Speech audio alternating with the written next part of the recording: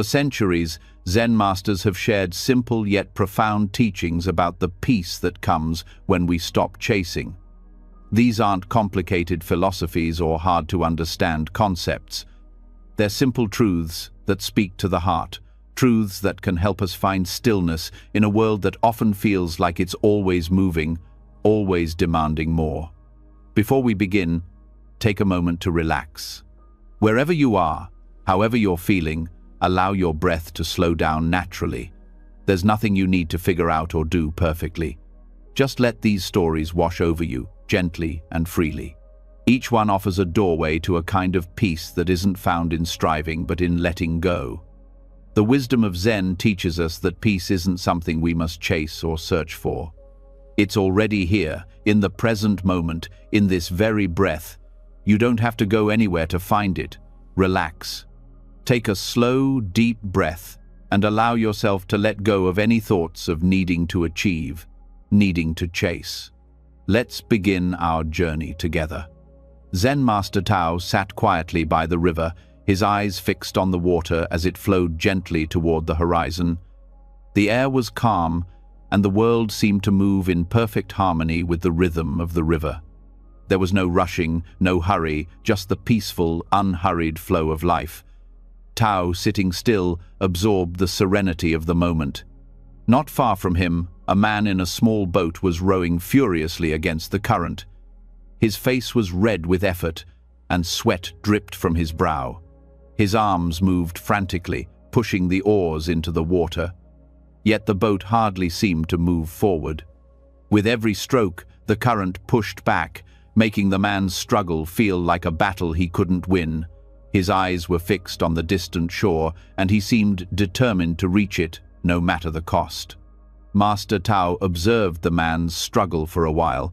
He could see the frustration on the man's face, the exhaustion in his movements.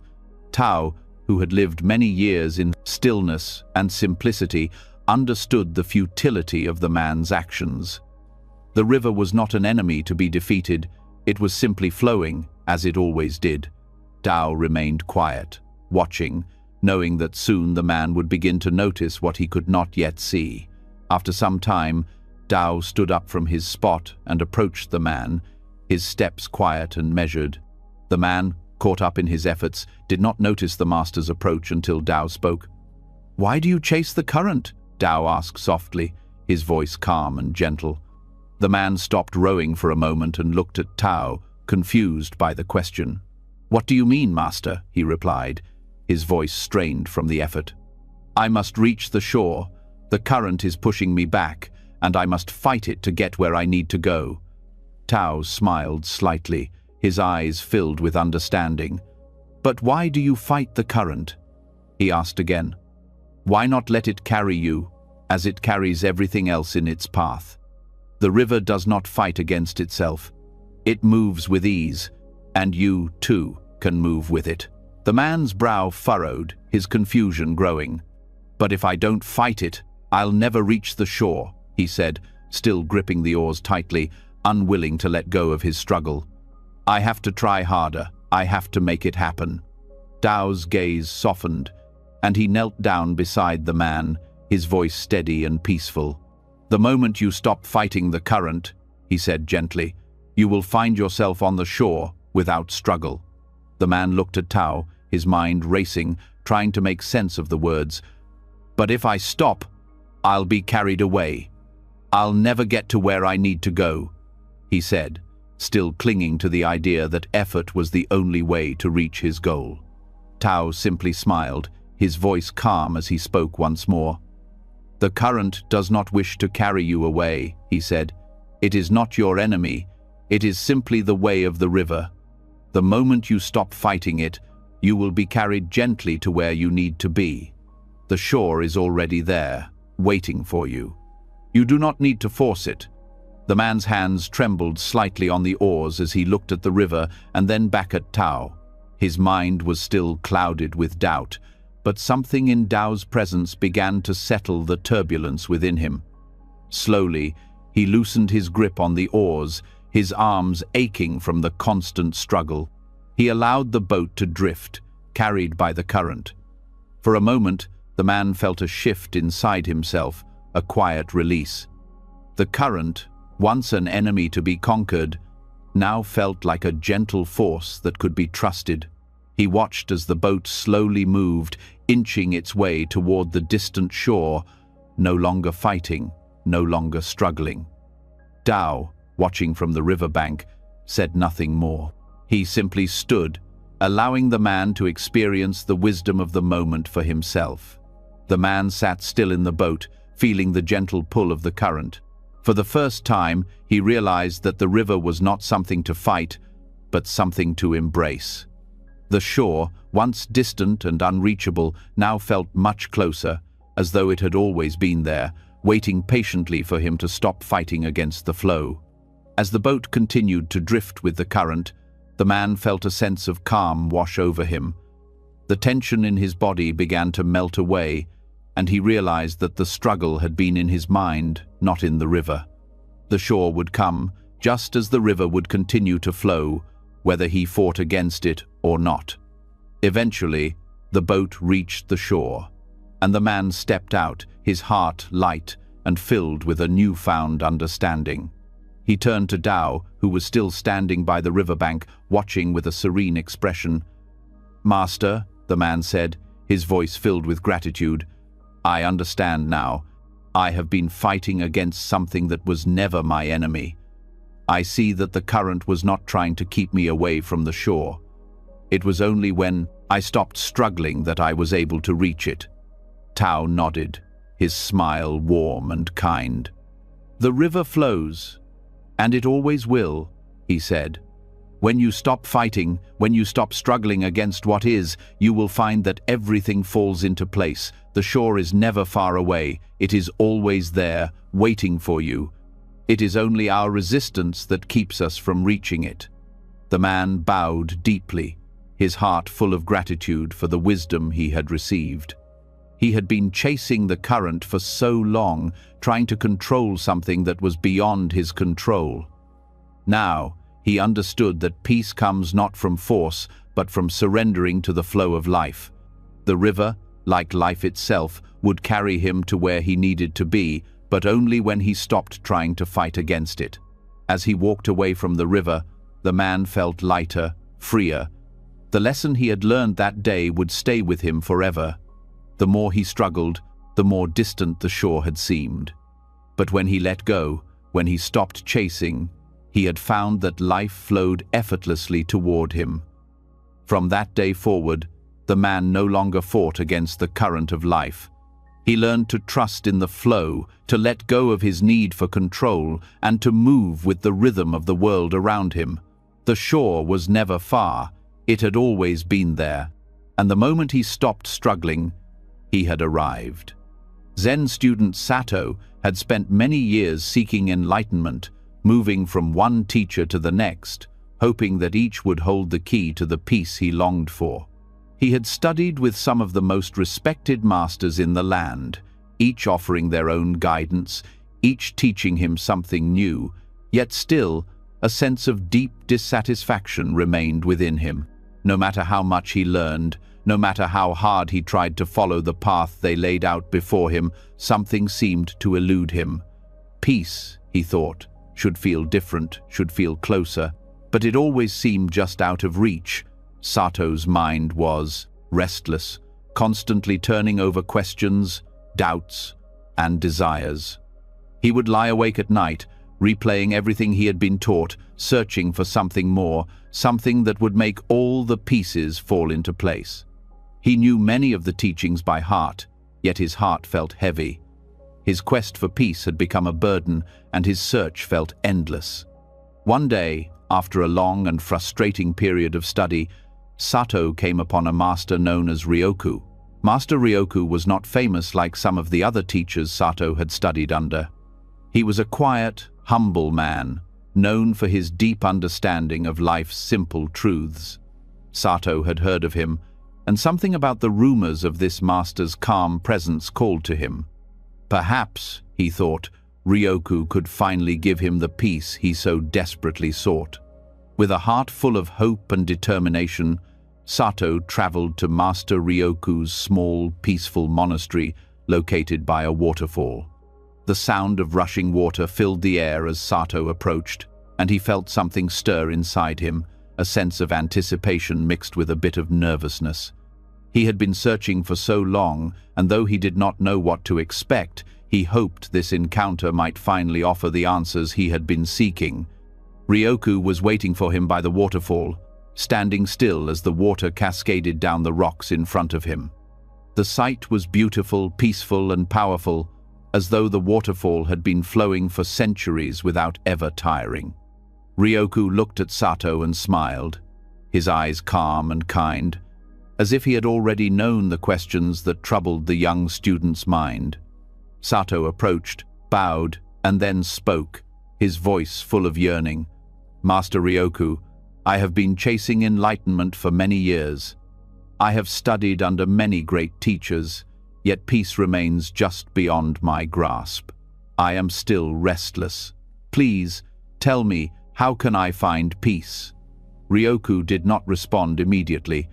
He stood silently for a moment, his gaze fixed on the waterfall. Then he gently pointed to the water flowing before them. "Look at the waterfall," he said. Sato, though a bit confused, turned his attention to the water.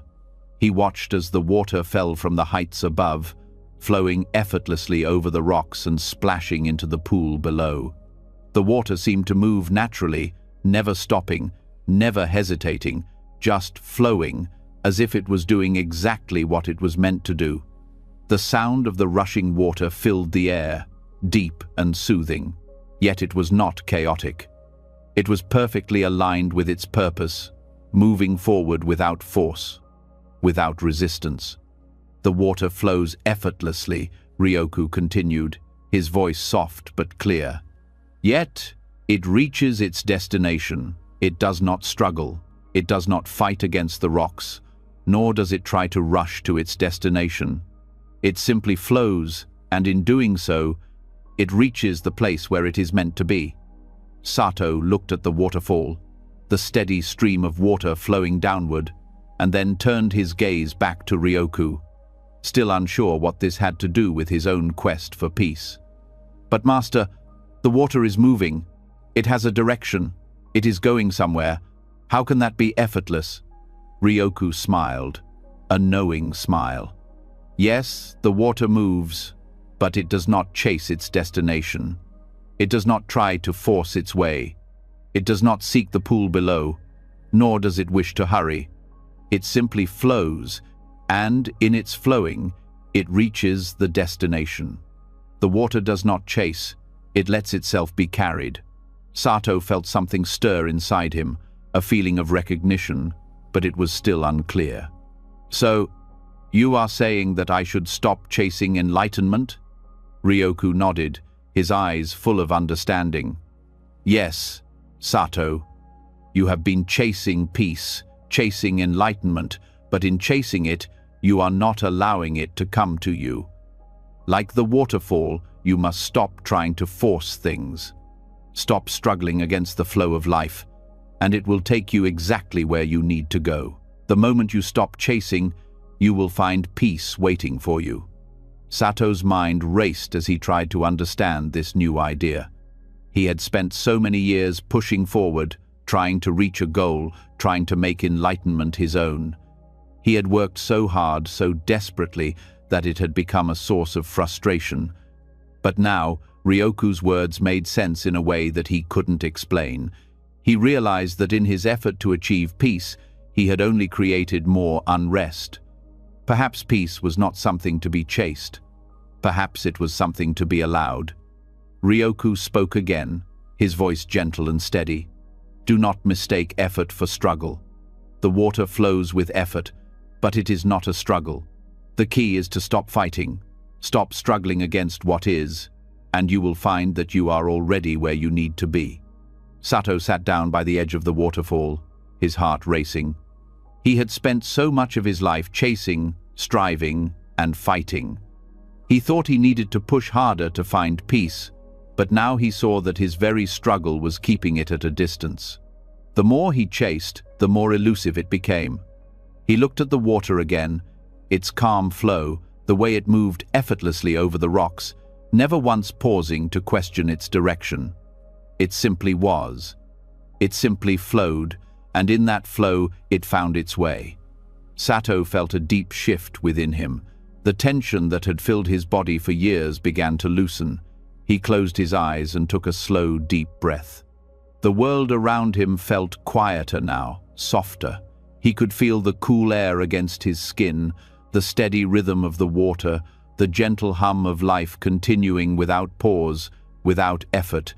He realized that peace, like the water, was already flowing through his life. He had been too busy chasing it to see that it had always been there, waiting for him to stop running after it.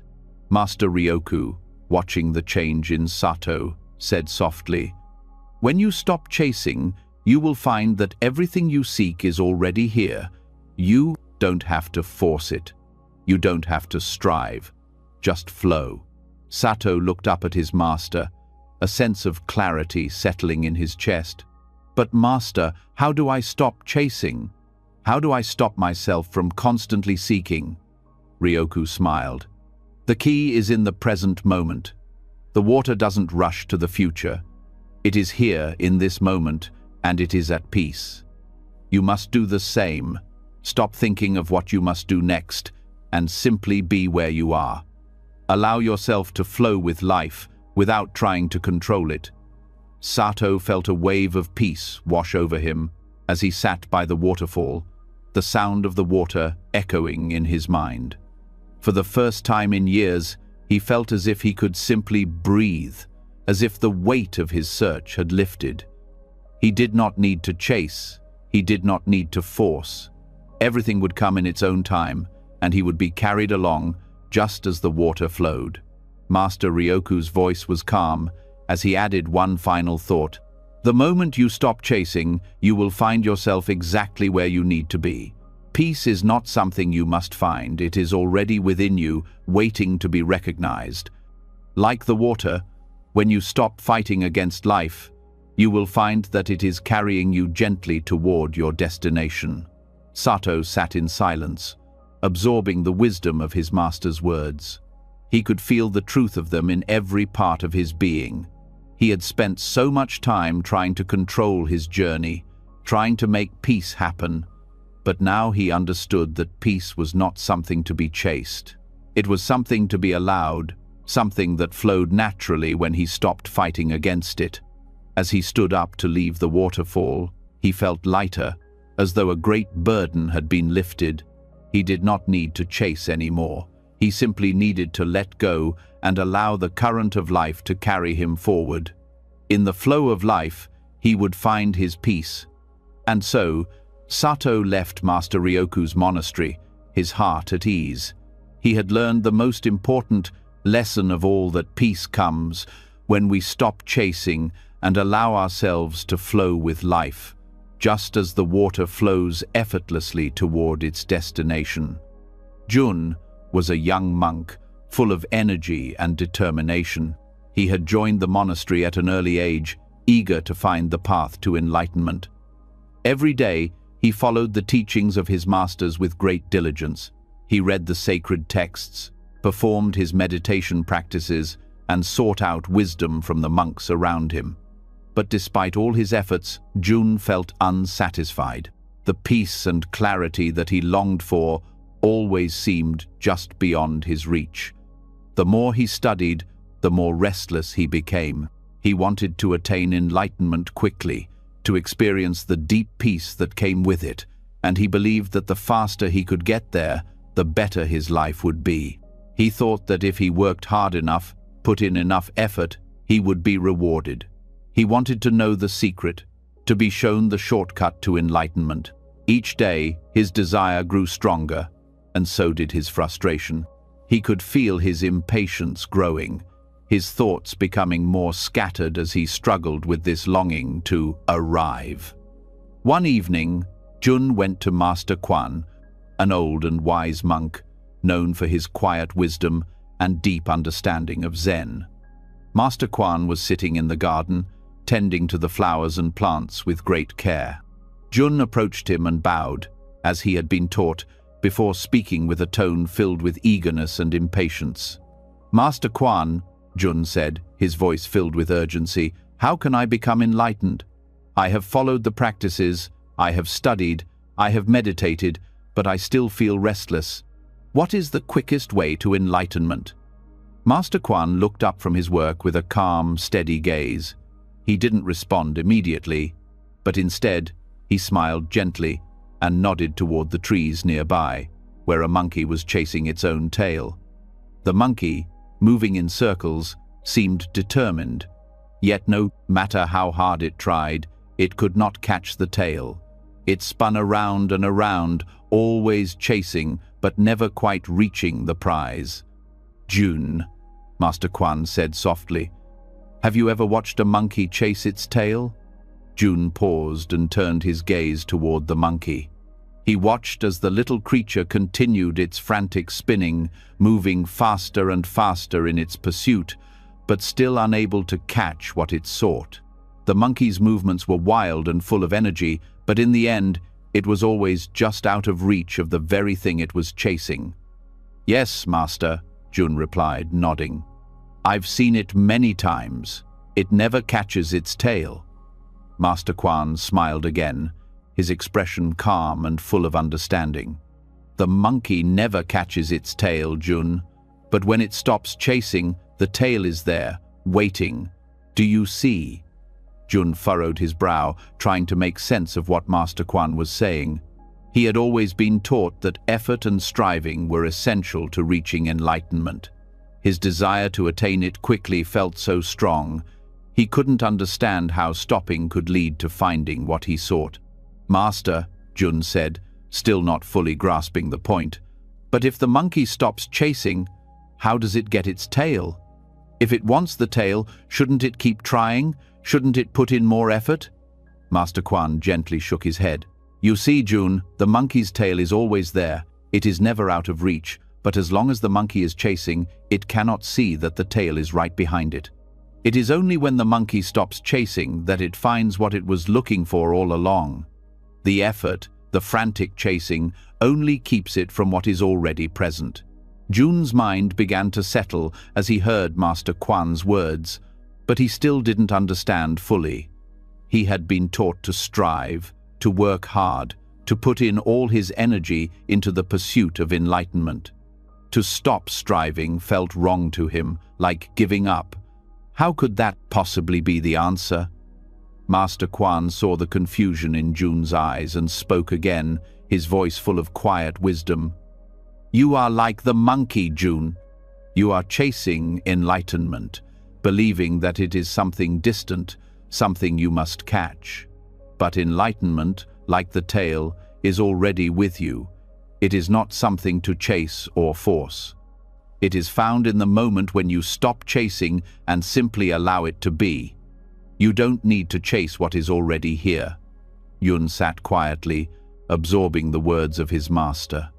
He had been running after something that he thought was far away, something he had to catch. But Master Quan's words were beginning to open something within him, a deeper understanding. It was as though the moment he stopped chasing, he might finally be able to see what he had been looking for all along. Master Quan continued, "Desire can be a strong force, Jun. It can drive you to achieve many things, but it can also blind you to the peace that is already available. When you stop chasing, you create space for what is naturally there to reveal itself." Jun took a deep breath, his mind calming as he thought about the monkey and the tail. He realized that, in his own life, he had been chasing the idea of enlightenment, trying to force it into his life through effort and will, but he had never stopped to simply let it be, to simply allow it to unfold naturally. His mind had been clouded by desire, by the need to achieve, and in that struggle, he had missed the point entirely. He looked at Master Quan, who was now back to tending the flowers, his movements slow and purposeful, each one flowing with ease. Jun sat quietly beside him, his mind settling into a deeper state of peace. He felt a shift within him, a quiet realization that maybe, just maybe, enlightenment was not something he had to chase. Perhaps it was always there, in the stillness of the present moment, waiting for him to stop running after it. Master Quan, sensing the change in Jun, turned to him once more. "Jun," he said gently, "the moment you stop chasing, you will find that everything you seek is already with you. Stop running, stop striving, and allow yourself to simply be present. When you stop chasing, you will find what you seek without effort." Jun nodded slowly, understanding now in a way he hadn't before. The chase, the striving, the constant pushing forward, it had all been a distraction. He had been caught in the belief that enlightenment was a distant goal to be attained, when in reality it was already present, in each moment, waiting to be discovered when he stopped running after it. That night, for the first time in many weeks, Jun slept peacefully. He awoke the next morning with a quiet mind, no longer burdened by the need to attain anything. He walked outside to the garden, where Master Quan was already working. The morning air was fresh and still, and Jun felt a sense of calm he had never known before. Master Quan was pulling weeds from the garden, his movements slow and deliberate, his attention fully on the task at hand. Jun joined him, silently, and began to help. As they worked together, Jun realized that each movement, each breath, each moment was enough. He didn't need to strive for anything more. The peace he had been seeking was already within him, and it was only through stopping the chase that he could begin to feel it. The days passed, and Jun continued his work at the monastery. He practiced meditation with more ease, no longer feeling the need to force himself into a state of stillness. He simply sat, aware of the present moment, and in that awareness, he found peace. The desire to attain enlightenment quickly faded, replaced by a deep sense of gratitude for the simplicity of life. Years later, when people asked Jun about his path to enlightenment, he would smile and share the story of Master Quan and the monkey chasing its tail. "I spent many years chasing enlightenment," he would say. "But it was only when I stopped chasing that I found it. I learned that peace is not something to be attained. It is already here, waiting for us to stop running after it." And so, Jun's journey was no longer a struggle, but a gentle unfolding, like the natural flow of the water in a stream. He had learned that the more we chase something, the farther it moves away from us. But when we stop and allow ourselves to be, everything we seek is already there, waiting for us to notice. In this lesson, Jun learned that desire can drive us, but it can also blind us to what is already present. Peace and enlightenment are not distant goals. They are found in the stillness of the present moment, in the simple act of stopping, letting go, and allowing life to flow as it is. When we stop chasing, we find that everything we seek is already with us. Jen was an elder monk who had spent many years in meditation and contemplation. His life was simple, focused on the present moment, and free from the distractions that often entangle others. Jen's mind was like a calm lake, unruffled by the winds of desire, worry, or regret. He had learned over time that peace did not come from grasping for something in the future, nor from trying to hold on to something from the past. Peace, he had discovered, came from allowing things to be as they are, in their own time, without trying to control them. One autumn morning, Jen sat quietly beneath a large tree, deep in meditation. The sun was just beginning to rise, casting soft golden light through the branches. The air was crisp, and the sound of the wind rustling through the leaves added a gentle rhythm to the quiet of the morning. Jen was perfectly still, breathing in and out, deeply, slowly, allowing the natural world to surround him without effort. As he sat, his companion Kyo was nearby, also enjoying the peace of the morning. Kyo was a younger monk, full of energy and curiosity. He was still learning to calm his restless mind, still trying to find the inner peace that Jen had discovered so many years ago. Kyo admired Jen deeply, and though he had been taught the same lessons, it was clear to him that Jen had reached a place of deep understanding that he himself had yet to attain. Suddenly, a leaf detached itself from one of the branches of the tree above them and began to fall toward the ground.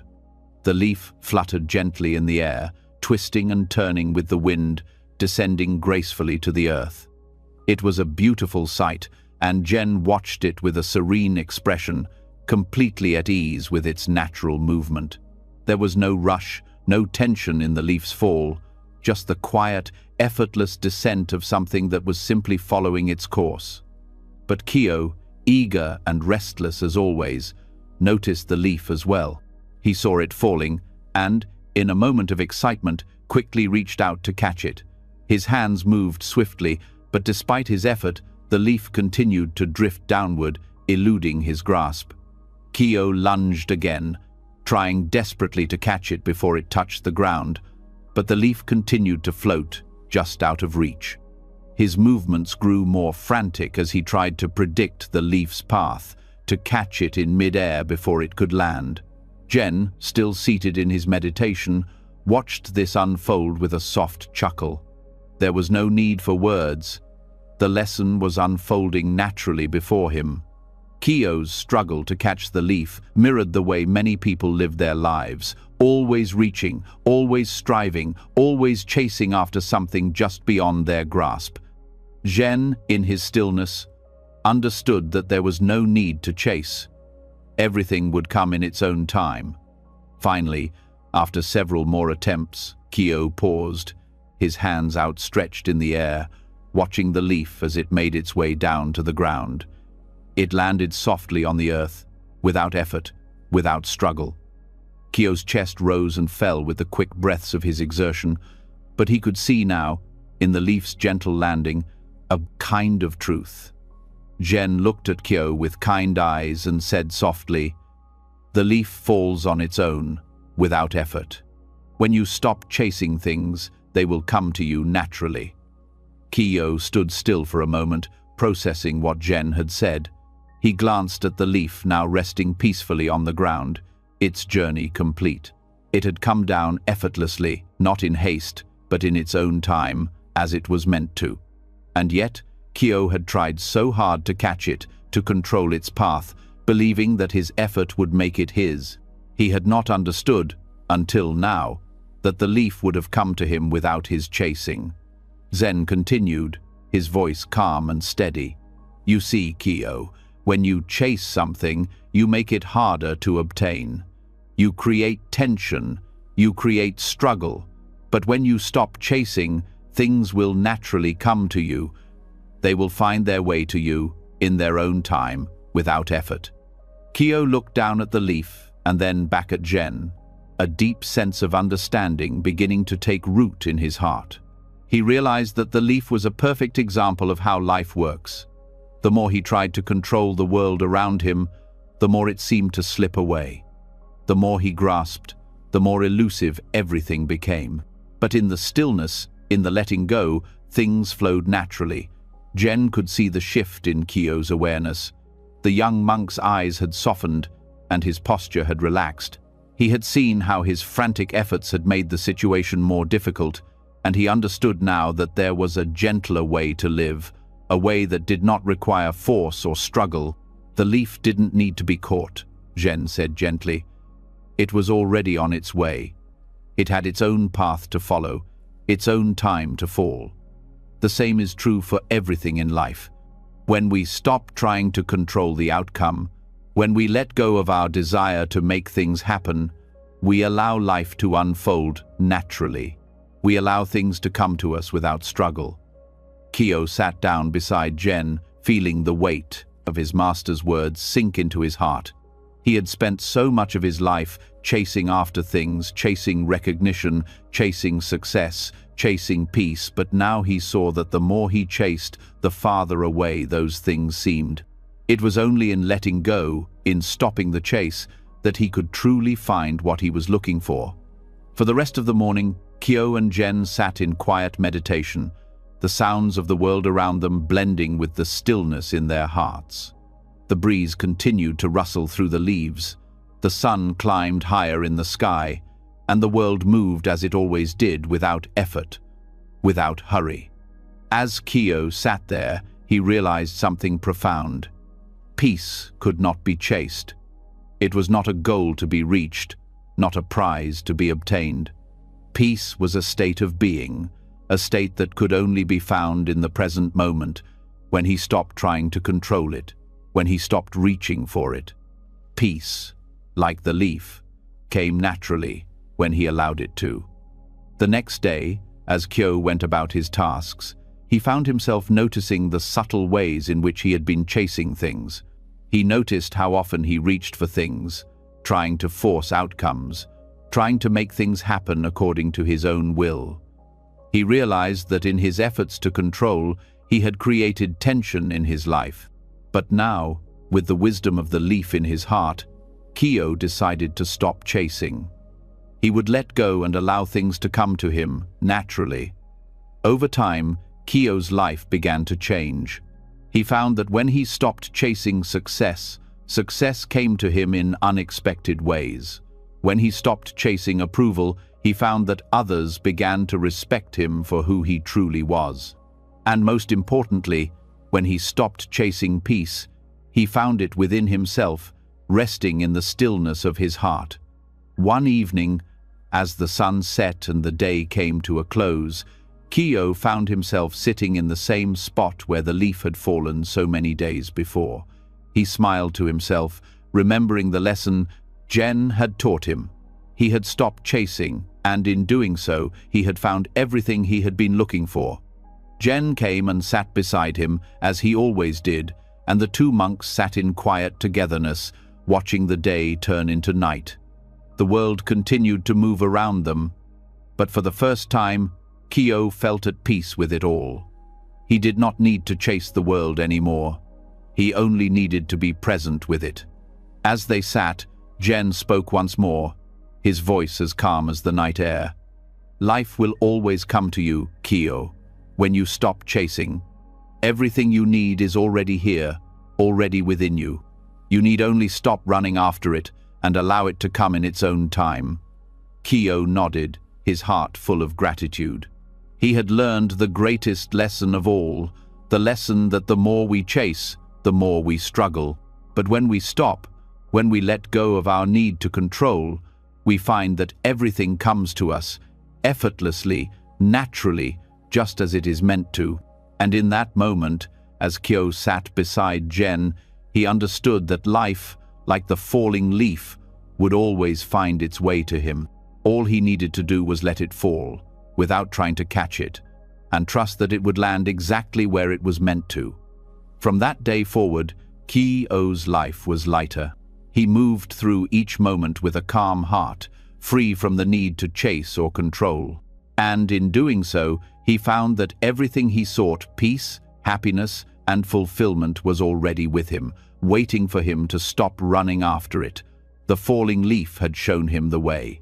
Haru was a farmer who worked from dawn until dusk, day after day, on the land that had been passed down through his family for generations. He was a man of simple needs but great determination. He believed that the harder he worked, the more he would receive in return. His hands were calloused from years of toil, his back aching from long hours spent bent over his fields. He never stopped, never took a break, always pushing himself, always striving to make the land yield more. Every morning, Haru would rise before the sun, gather his tools, and head to the fields. He would toil from the first light of day until the last rays of the sun faded into the horizon. He plowed the soil, planted the seeds, watered the crops, and tended to them with the same unyielding effort.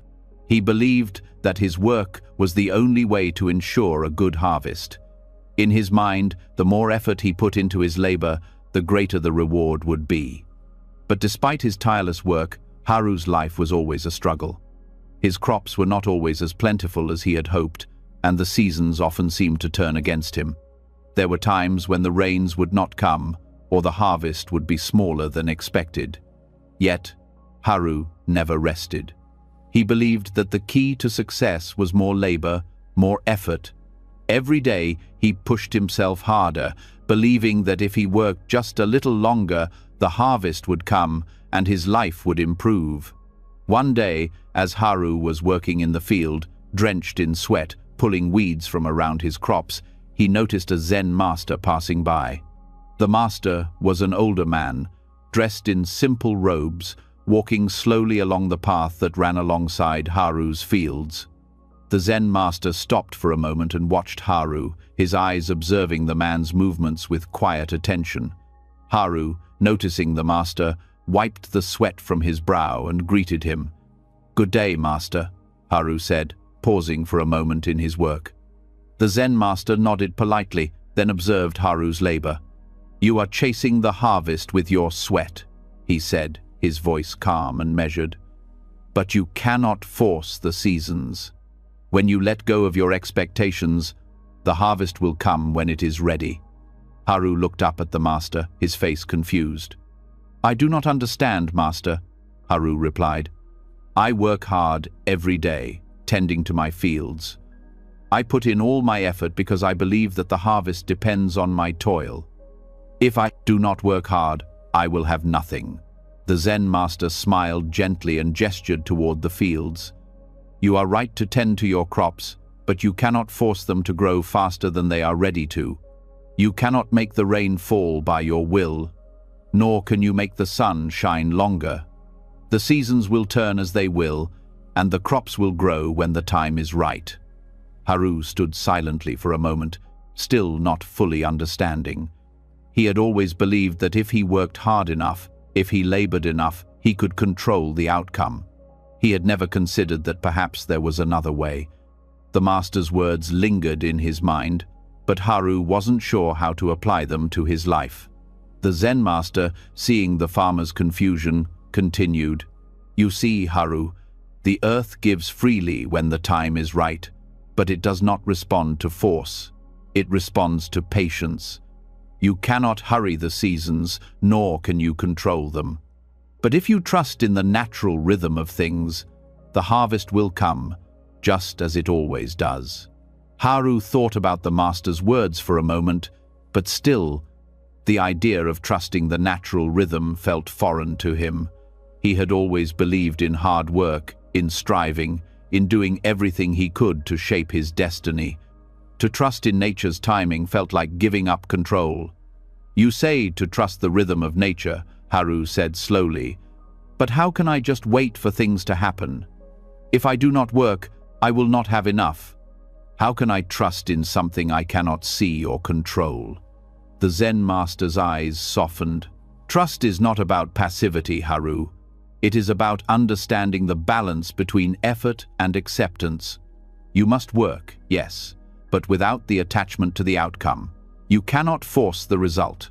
You must allow the harvest to come in its own time, without expectation. The land does not ask for more effort than it needs, and neither should you." Haru stood still, listening to the master's words. The wind blew gently through the fields, the trees rustling softly. Haru looked at his crops and felt the weight of his labor. He had always believed that the more effort he put in, the more he would get in return. But the master's words planted a seed of doubt in his mind. Could it be that he had been working too hard, pushing too much, expecting more than was necessary? The Zen master continued, "When you let go of your expectations, when you stop forcing the outcome, you create space for peace and for ease. You will still work, still tend to your crops, but without the need to control everything. And in that space, the harvest will come, and you will be ready to receive it." Haru stood quietly for a while, the master's words sinking into his mind. It was a difficult idea for him to grasp, but he felt something stirring inside him, a sense of relief, as though a heavy burden was beginning to lift. He had been chasing the harvest, chasing the result, chasing the future, and in doing so, He had been exhausting himself, draining his energy with no guarantee of success. Perhaps the master was right. Perhaps it was time to let go. The Zen master gave Haru one last smile before continuing on his way, leaving the farmer to reflect on what he had heard. Haru watched him disappear down the path, and then he turned back to his fields. The work was still there, the weeds still needed to be pulled, and the crops still needed care. But something had changed in Haru's heart. He realized that, while he still needed to work, he did not need to force the result. He could trust in the natural course of things. Over the next few days, Haru continued his work in the fields, but he did so with a lighter heart. He no longer focused solely on the outcome, the harvest that was still months away. Instead, he began to find peace in the work itself. He still tended to the crops, watered the plants, and cleared the weeds. But now he did so without the constant need to control or hurry. Each moment of work became its own reward, a simple act of care rather than a frantic attempt to reach the future. As the seasons passed, Haru began to notice changes in himself. He became less anxious about the harvest. The rains came when they were meant to, the sun shone when it was time, and the crops grew at their own pace. Haru could see the results of his work, but he no longer felt the intense pressure to control every detail. The harvest, when it came, was plentiful, but more importantly, it came without the same struggle that had once consumed him. One day, as Haru stood in his fields, watching the crops sway gently in the breeze, he realized that the master's teachings had worked. By letting go of his expectations, by trusting in the natural flow of life, he had found peace. The work was still there, but it was no longer a burden. It was a part of the rhythm of life, and he had learned to move with it. Years later, Haru would often reflect on that moment with the Zen master. He had learned that true abundance came not from the amount of effort one put into something, but from the ability to allow things to unfold as they are meant to. Through this lesson, Haru discovered a new way of living, one where peace came not from striving but from surrendering to the natural flow of life. Haru's life became richer, not because he worked harder, but because he learned to work with nature, to accept the seasons as they came, and to trust that the harvest would arrive when it was ready. And, in that trust, he found the greatest reward of all: peace. Monk Ryota was young and full of energy. His desire to reach nirvana burned with a fierce intensity. Every moment of his life was dedicated to the pursuit of enlightenment. He studied the scriptures, practiced his meditation, and followed every rule and instruction with the belief that through sheer effort he would one day reach his goal. He imagined nirvana as a distant place, something he could attain by working hard, as enough by pushing himself to his limits. Yet, despite his constant striving, Ryota felt a sense of dissatisfaction. He could not seem to quiet his mind completely, nor could he find the peace he so desperately sought. The more he focused on the goal, the more elusive it became. Every moment felt like a race towards something he could not quite reach. There was no peace, no stillness, only a constant drive for the next achievement, the next step, the next moment. One morning, after a particularly long and exhausting meditation session, Ryota went for a walk in the temple's garden to clear his mind. He was still restless, his mind full of thoughts and desires for enlightenment, but he hoped the fresh air and quiet surroundings would help him find some calm. As he walked through the garden, his eyes were drawn to Master Daichi, an older monk who had lived in the temple for many years. Daichi was strolling slowly through the garden, his hands folded in front of him, his steps deliberate and measured. He seemed to be enjoying the simple act of walking, fully present in each step, without hurry or concern. The sun shone gently on his face, and the air was calm, but Ryota could not help but notice how slowly Daichi moved, almost as if there was no rush at all. Ryota, unable to hold back his curiosity, approached the older monk. "Master," he asked, "why do you move so slowly? You must know that time is precious, and yet you walk as if you have all the time in the world. Shouldn't we be rushing toward enlightenment? Shouldn't we be working faster, meditating more, striving harder to reach nirvana?" Daichi smiled, his eyes twinkling with wisdom. He looked at Ryota for a long moment before responding. "I am not rushing toward nirvana, my young friend," Daichi said slowly. "I am already here, in this moment. The moment you stop rushing, you'll discover that everything you seek is already here." Ryota was taken aback by the simplicity of Daichi's words. He had always thought that enlightenment was something distant, something to be reached by hard work and dedication. He had always believed that he had to move faster, push harder, achieve more in order to reach nirvana. But Daichi's words stirred something in his heart, something he couldn't quite explain. "Master, I don't understand," Ryota said, his voice filled with confusion. "How can we already be in nirvana? How can we be already where we need to be? Isn't enlightenment something we must reach, something we must strive for?" Daichi's smile deepened, and he nodded. "Yes, you must strive," he said. "But your striving should not be filled with impatience or hurry. Nirvana is not a place to reach. It is a state of being. It is not something distant, something you must work toward. It is here, in this moment, right now. The moment you stop rushing, you will see that everything you need is already within you." Ryota's mind raced as he tried to understand. He had spent so many years chasing after something he believed was far off in the future. He had always believed that enlightenment would come if he worked hard enough, meditated enough, and followed the path precisely. But Daichi's words made him question everything. Could it be that the answer was not in striving, not in rushing, but in simply being? Master Daichi continued, "You see, Ryota, when you rush towards something, you create tension. You create a sense of lack, as if something is missing. But in truth, everything is already here. The moment you stop rushing, you will find peace, because you will no longer be searching for something outside of yourself. You will simply be, and in that being, everything will unfold naturally." Ryota felt a shift within himself, a quiet moment of understanding. He had always felt that his striving was necessary, that his relentless desire for enlightenment was what would bring him peace.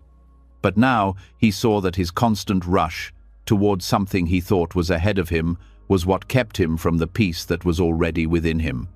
"Master," Ryota said, his voice soft, "how do I stop rushing? How do I let go of my need to strive?"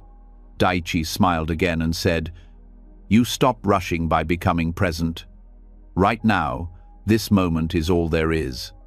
When you are fully present, when you stop thinking about the past or the future, you will discover that everything you need is already here. You don't need to go anywhere or do anything to find peace. It is already with you in the present moment." Ryota felt a deep sense of relief wash over him as he listened to Daichi's words. For so long, he had believed that peace was something he had to chase, something he had to attain by working harder and faster. But now, he understood that peace was not something to be found in the future.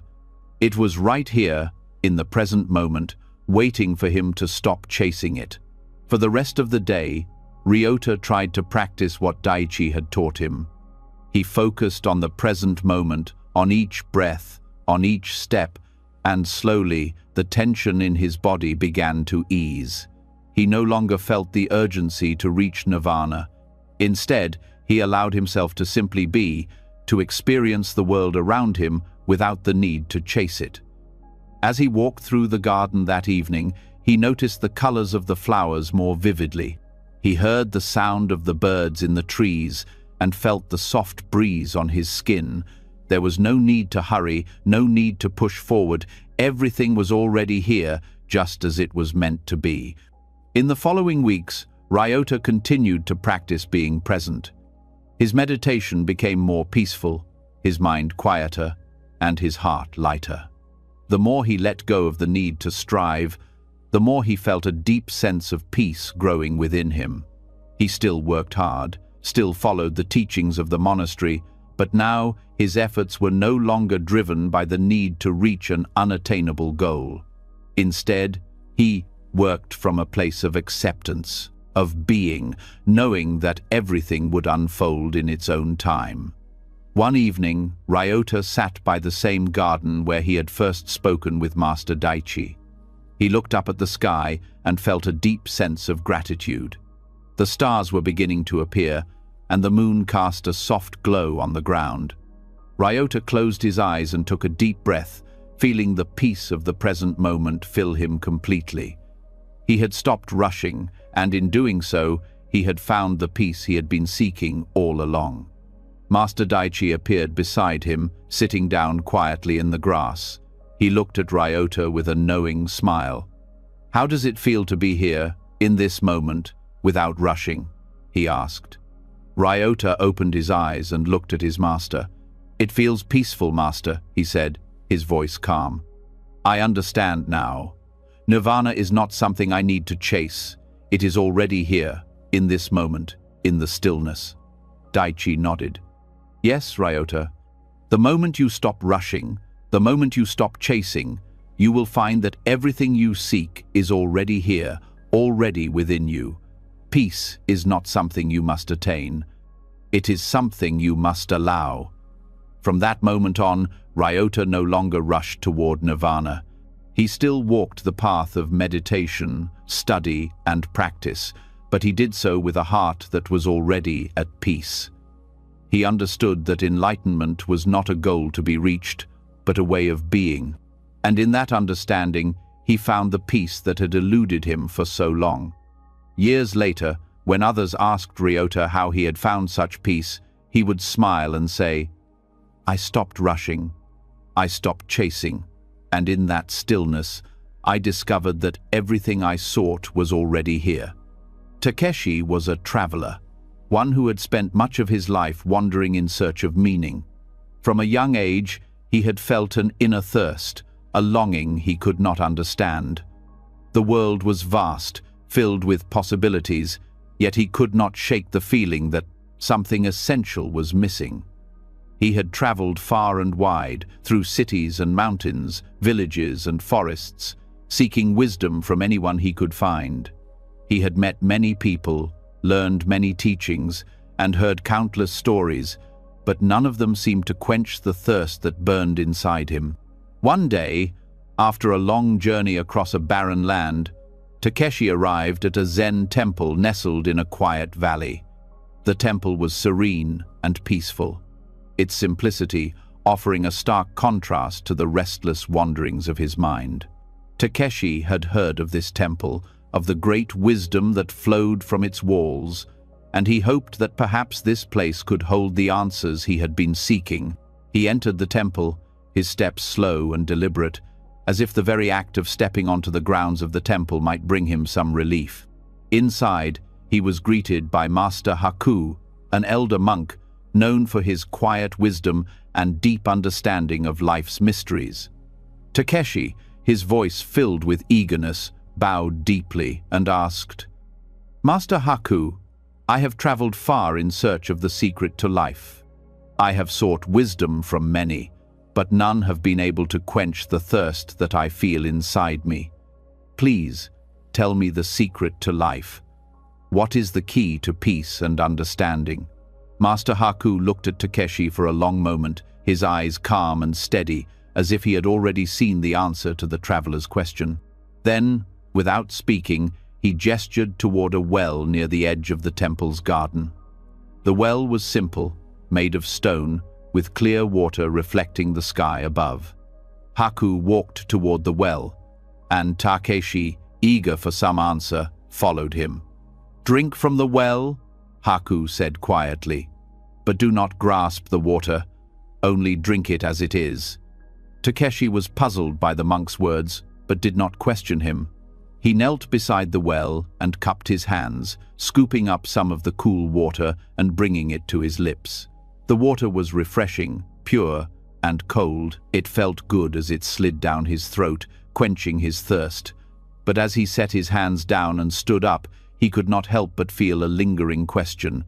What did the master mean by not grasping the water? Hadn't he simply taken what was offered, drunk it, and felt his thirst quenched? He turned to Master Haku, still filled with curiosity. "Master," he asked, "I drank from the well, but how does this relate to my search for meaning? You told me to drink, but not to grasp the water. I don't understand." Master Haku smiled softly, his gaze filled with understanding. "Takeshi, you are like the thirsty traveler who keeps grasping for water, believing that in grasping you will find peace. But the moment you stop grasping, life will quench your thirst. The water is here, and it is always available, but you must stop trying to control it. Stop trying to hold on to it. You must drink it as it is, without trying to grasp it." Takeshi was silent for a moment, trying to understand the depth of what Master Haku was saying. He had spent his entire life grasping, reaching for something he could not define. He had thought that by searching harder, by seeking more answers, he would find peace. But now, as he stood by the well, he realized that perhaps his search had been misguided. Perhaps it was not the water that was the problem, but his attempt to control it, to possess it. Haku spoke again, his voice steady and clear. "The water in the well is like life. It flows freely, without effort. But you, Takeshi, are like a traveler who keeps reaching for it, grasping for it, thinking that you must control it to find peace. Life is not something you can control. It is not something you can grasp or hold on to. When you stop grasping, when you stop forcing, you will find that life will quench your thirst on its own." Takeshi felt a shift within himself, as if a veil had been lifted from his mind. He had been searching for peace in all the wrong places. He had thought that if he could only reach the right place, meet the right teacher, or learn the right philosophy, he would find what he was looking for. But now he saw that the search itself had been the problem. His constant reaching, his constant grasping, had kept him from the peace that was already available to him. "I see now, Master," Takeshi said, his voice soft. "I have been searching for peace, but I have been searching in the wrong way. I have been grasping, trying to control everything. I thought that by seeking more, by striving more, I would find what I was looking for. But I see now that peace is not something I can control. It is already here, in this moment, waiting for me to stop grasping." Haku nodded, his expression serene. "Yes, Takeshi. Life flows like the water in the well.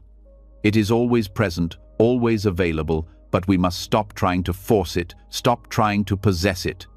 When you stop grasping, when you let go of your desire to control everything, you will find that life will come to you, and you will find peace." Takeshi stood still for a moment, letting the master's words sink in. He realized that his search for meaning had been like trying to grasp at the water in the well. The more he reached, the more it slipped away. But when he stopped grasping, when he allowed the water to flow as it would, he could drink deeply, and his thirst would be quenched. "Thank you, Master," Takeshi said, bowing deeply. "I understand now. I have been searching for something outside of myself, when what I was searching for was already here, within me. I will stop grasping, and I will let life flow." Master Haku smiled, his eyes full of warmth. "You have learned, Takeshi. Now go and live with ease. Do not grasp, but let life flow as it will. Peace is found in the letting go, in the acceptance of what is. When you stop grasping, you will find that everything you seek is already with you." Takeshi left the well with a light heart, his mind clearer than it had ever been. He had been a traveler for so long, searching for something he thought was far away. But now He understood that peace was not something to be found in a distant place or a distant time. Peace was already here, in this moment, in the simple act of letting go. From that day forward, Takeshi no longer rushed through life, grasping for answers or searching for meaning. He still traveled, still sought wisdom, but now he did so with a heart that was open, without the need to control or force the outcome. He allowed life to come to him as it would, trusting that everything he needed would be provided when the time was right. Years later, Takeshi would return to the Zen temple, where Master Haku was still teaching. He walked through the garden, now with a peaceful smile on his face, no longer a thirsty traveler, but someone who had learned the art of simply being. He approached Haku and, with deep gratitude, said, "Master, I have learned the greatest lesson of all. I stopped grasping, and in that letting go, I found everything I had been searching for. Peace was always here." Master Haku nodded, a knowing smile on his face. "Yes, Takeshi, the water is always in the well, waiting to quench your thirst. You need only stop grasping, and it will come to you." And so, Takeshi continued his journey, not as a seeker, but as someone who had learned to live with peace, knowing that life would always be there to quench his thirst, as long as he stopped grasping for it. Reiko had been a student at the Zen monastery for several years. She was diligent in her practice, spending hours each day meditating, studying the teachings of the Buddha, and performing her duties with care. Yet, despite her commitment, Reiko felt a sense of unrest that she could not shake. The world around her seemed chaotic, constantly filled with noise, distractions, and endless demands. No matter how hard she worked to find peace, the world outside seemed to pull her in every direction. One afternoon, after a particularly difficult day, Reiko approached Master Nori, a wise and patient monk who had been her teacher since she arrived at the temple. She had come to admire him for his deep understanding and calm presence. There was something about the way he moved through the world that seemed effortless, as if he were not affected by the turbulence of life. Reiko had often wondered how he remained so peaceful despite the challenges of the world. "Master," she began, her voice filled with the frustration she had been carrying for weeks, "how can I remain peaceful in this chaotic world? I try to meditate, I follow the teachings, but I cannot seem to quiet my mind. The world is so loud, so full of distractions. How do I find peace when everything around me is in constant turmoil?" Master Nori listened carefully, nodding in understanding. He did not answer right away, as he often took his time before speaking, allowing the right words to emerge naturally. After a moment, he rose from his seat and motioned for Reiko to follow him. They walked together toward the small pond that sat at the edge of the temple's garden. The sun was beginning to set, casting a warm golden light across the water, and the sounds of the day were starting to fade into the evening stillness. As they reached the edge of the pond, Master Nori pointed to a lotus flower that was blooming in the water. The flower was beautiful, its petals soft and delicate, standing out against the dark surface of the pond. Despite the water being murky, with bits of mud and leaves floating around it, the lotus stood tall and pure, untouched by the surrounding mess. "Reiko," Master Nori said, his voice calm and steady, "do you see this lotus flower? It grows in the muddy waters, yet it remains untouched by the mud. It does not struggle against the murkiness, nor does it try to escape the water. It simply blooms where it is, in the midst of the chaos." Reiko stared at the lotus, seeing how it seemed so peaceful and graceful, despite the conditions around it. She could not understand how it could remain so pure in such a muddy environment. "But Master," Reiko said, "the lotus grows in mud. How can it remain untouched? Doesn't the mud affect it? Doesn't it get dirty or trapped in the mess?" Master Nori smiled gently and looked at Reiko with understanding. "The lotus does not resist the mud, Reiko. It does not try to escape it or fight against it. It grows in the mud, but it does not let the mud define it. The mud is simply the environment in which the lotus grows. It does not allow the chaos of the water to affect its beauty. It blooms naturally, without struggle.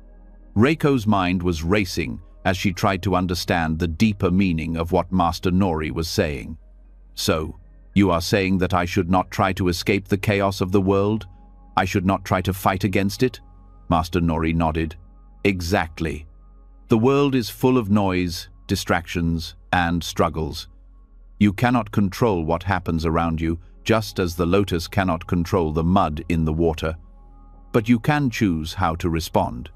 The key is to let go of your attachment to outcomes. When you stop trying to change the world, to make it something other than what it is, you will find peace. Reiko stood in silence, watching the lotus bloom in the murky water. The idea was difficult to grasp, but something about it resonated deeply with her.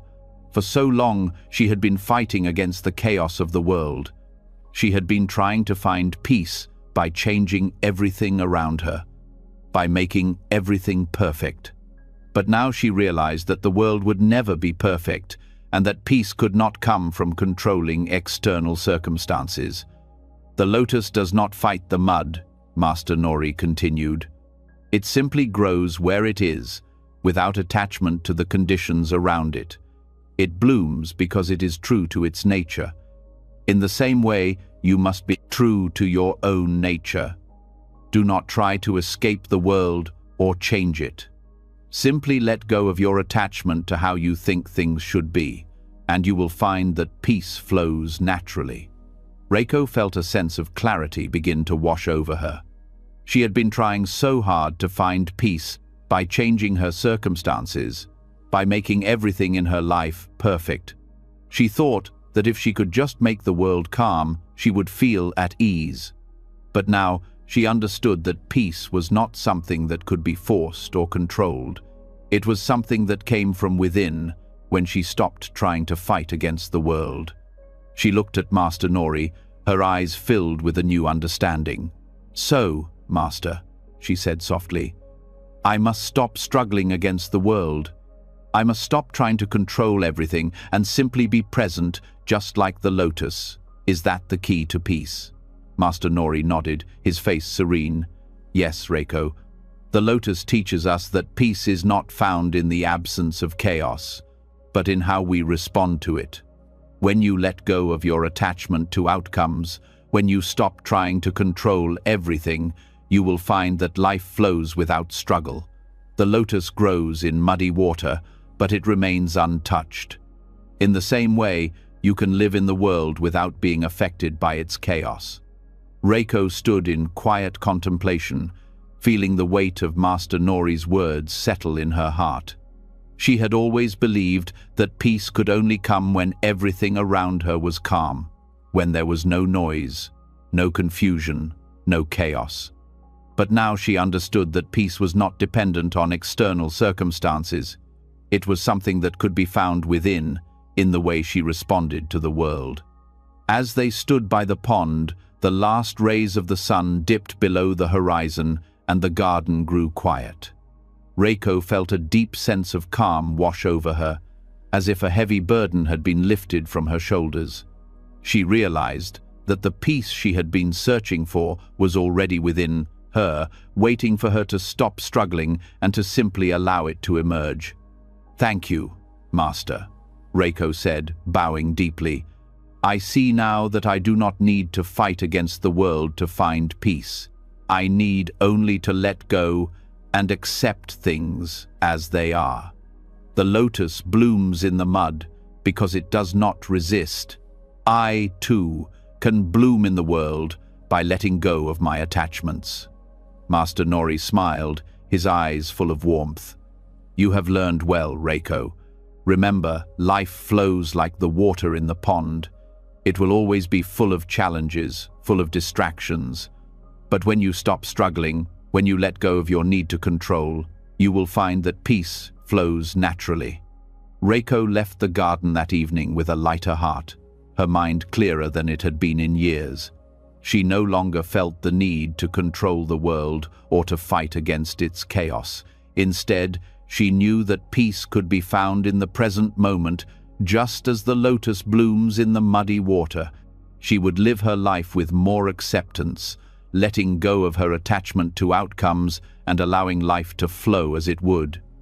In the days that followed, Reiko practiced the teachings of Master Nori. She still encountered challenges, still faced the chaos of the world, but she no longer felt overwhelmed by it. Instead, she faced each moment with calm, accepting whatever came her way without resistance. Like the lotus, she learned to grow in the midst of the mud, untouched by the chaos around her. And as Reiko continued her path, she found that peace was not something distant, something to be reached. It was something she could access right here, right now, simply by letting go of her attachment to outcomes and allowing herself to be present in the moment. In this way, the teachings of Master Nori became a guiding light in her life, showing her that peace flows without struggle when we stop grasping and simply allow life to unfold as it is. Master Shiro, a Zen master with years of wisdom, was known for his deep understanding of life and nature. His presence was calm, and his teachings were simple yet profound. Many students came from far and wide to learn from him, seeking answers to life's many questions. Among them was Yumi, a young student eager to learn but often struggling with impatience. She wanted to understand the deeper truths of life, to find peace in a world that often felt chaotic, but she was unsure how to quiet the noise in her heart. Yumi had been studying under Master Shiro for some time now. She admired his calmness, his ability to face each moment without haste, without struggle. But Yumi was different. She always felt like she had to do more, be more, reach further. Her mind was restless, always seeking the next answer, the next step, the next goal. In her efforts to become enlightened, she often found herself frustrated and confused. One morning, after a particularly restless night, Yumi followed Master Shiro as he walked toward the temple's bamboo grove. She had been feeling weighed down by her inner restlessness and longed to find the peace she so desperately sought. Master Shiro had always been gentle in his teachings, never pushing her too hard, but Yumi could sense that today he had something important to share with her. The bamboo grove was a quiet place, filled with tall, slender stalks that swayed gently in the breeze. The light filtered softly through the leaves, casting dappled shadows on the ground.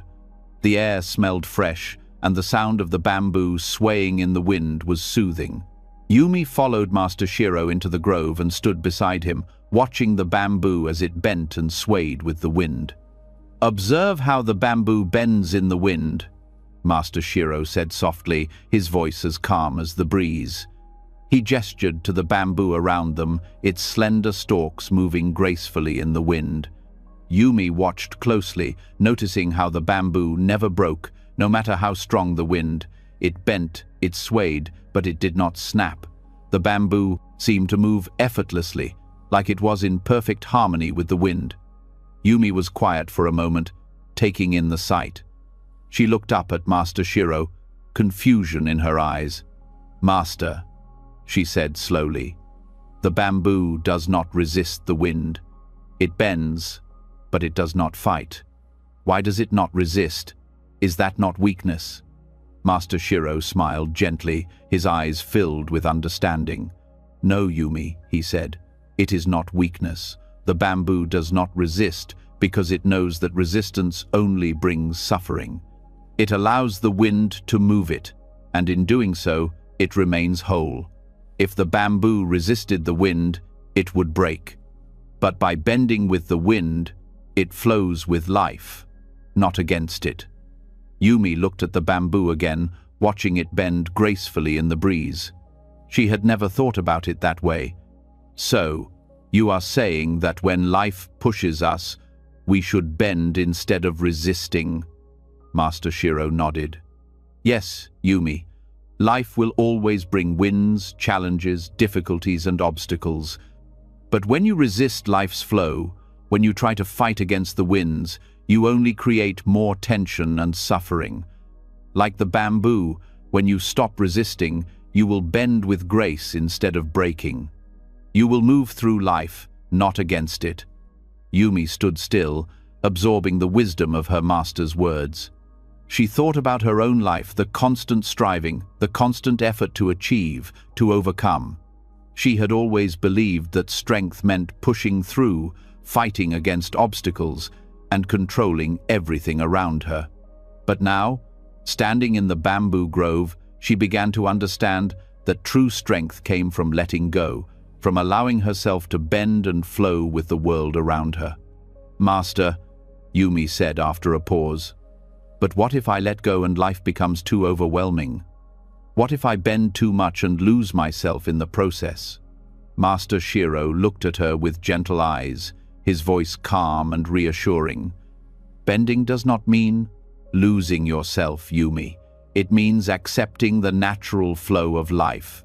When you bend, you do not break. You adapt. You remain true to yourself, but you do not force your will against the wind. The bamboo does not fight the wind, but it remains rooted in the earth. You, too, can remain rooted in your true nature, while allowing life to move through you." Yumi thought about this deeply. She had always believed that in order to survive, she had to be rigid, unyielding. She had pushed against life's challenges, determined to make things go her way. But now, she began to see that maybe the way forward wasn't through resistance but through acceptance. The bamboo did not need to fight to stay strong. It simply bent, allowing the wind to pass through without holding on to it. "I see now, Master," Yumi said, her voice quieter, more reflective. "I have been trying so hard to control everything, to make things happen the way I want them to. But I see that by resisting, I only create more struggle for myself. The bamboo shows me that true strength comes from letting go, from flowing with life, not against it." Master Shiro smiled, pleased with her understanding. "Yes, Yumi, the bamboo does not resist, but it does not give up its place either. It bends, but it does not break. It adapts, but it remains rooted. In the same way, you must be flexible in your approach to life, but remain grounded in your true nature. When you stop fighting, you will find that life flows effortlessly, and you will move with it, not against it." Yumi stood in the grove for a long time, watching the bamboo sway with the wind. She felt a deep sense of peace beginning to settle in her heart. The constant striving, the need to control it was all unnecessary. She no longer had to fight against life's challenges. She could bend with them, move with them, and still remain true to herself.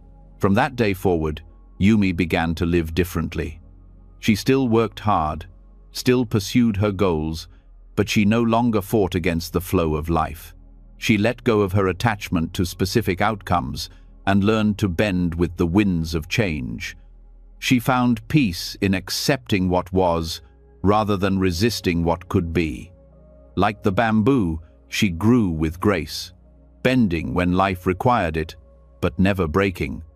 In the years that followed, Yumi's life became a journey of flowing with the world around her. The challenges did not disappear, but her response to them changed. She no longer saw obstacles as enemies to be defeated, but as part of the natural rhythm of life. She learned to bend with the winds, knowing that they, too, would eventually pass. And with each passing wind, she grew stronger, more rooted in her true self, and more at peace with the world. Master Shiro's lesson, taught in the quiet bamboo grove, stayed with her throughout her life. When faced with difficulties, Yumi remembered the bamboo, standing tall and strong, bending with the wind but never breaking. And in that remembrance, she found the strength to bend with grace, not to fight against life's flow, but to move with it, trusting that, in the end, life would guide her exactly where she needed to be. The beauty of the bamboo grove, the wisdom of Master Shiro, and the lesson of the bending bamboo remained in Yumi's heart forever. A reminder that peace is found not in the resistance of life, but in the graceful acceptance of its flow. Katsu was a young student at a Zen monastery. He was full of energy and eager to find inner peace, which he believed could be attained quickly if he just followed the right path. Every day, he studied diligently, practiced meditation, and listened to the teachings of his master, Koji. Despite his hard work and dedication, Katsu often felt restless. His mind was constantly busy, filled with thoughts and questions about enlightenment.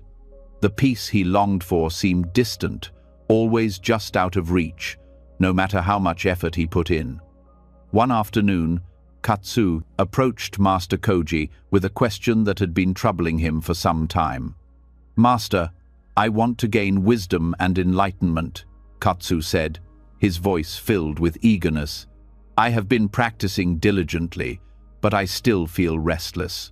I want to know what is the quickest way to reach inner peace." Master Koji looked at Katsu with his usual calm, his eyes filled with a deep understanding.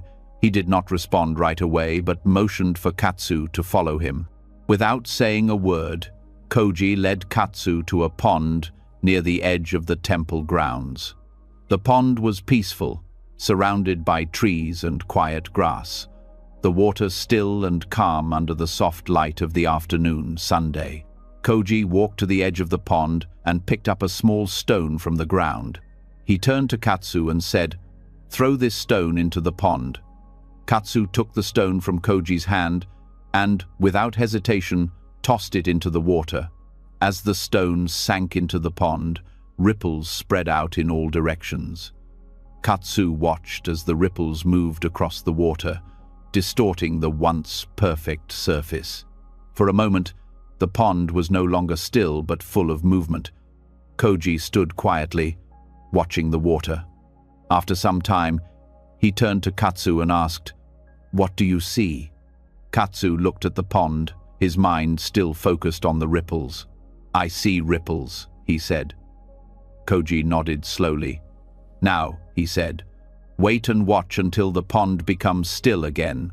Katsu stood in silence, watching the water, waiting for the ripples to settle. At first, the ripples were large, moving across the surface of the pond, but gradually they became smaller and smaller until they disappeared completely. Slowly, the water became still again, perfectly smooth, like a mirror reflecting the sky above. After a while, Katsu spoke.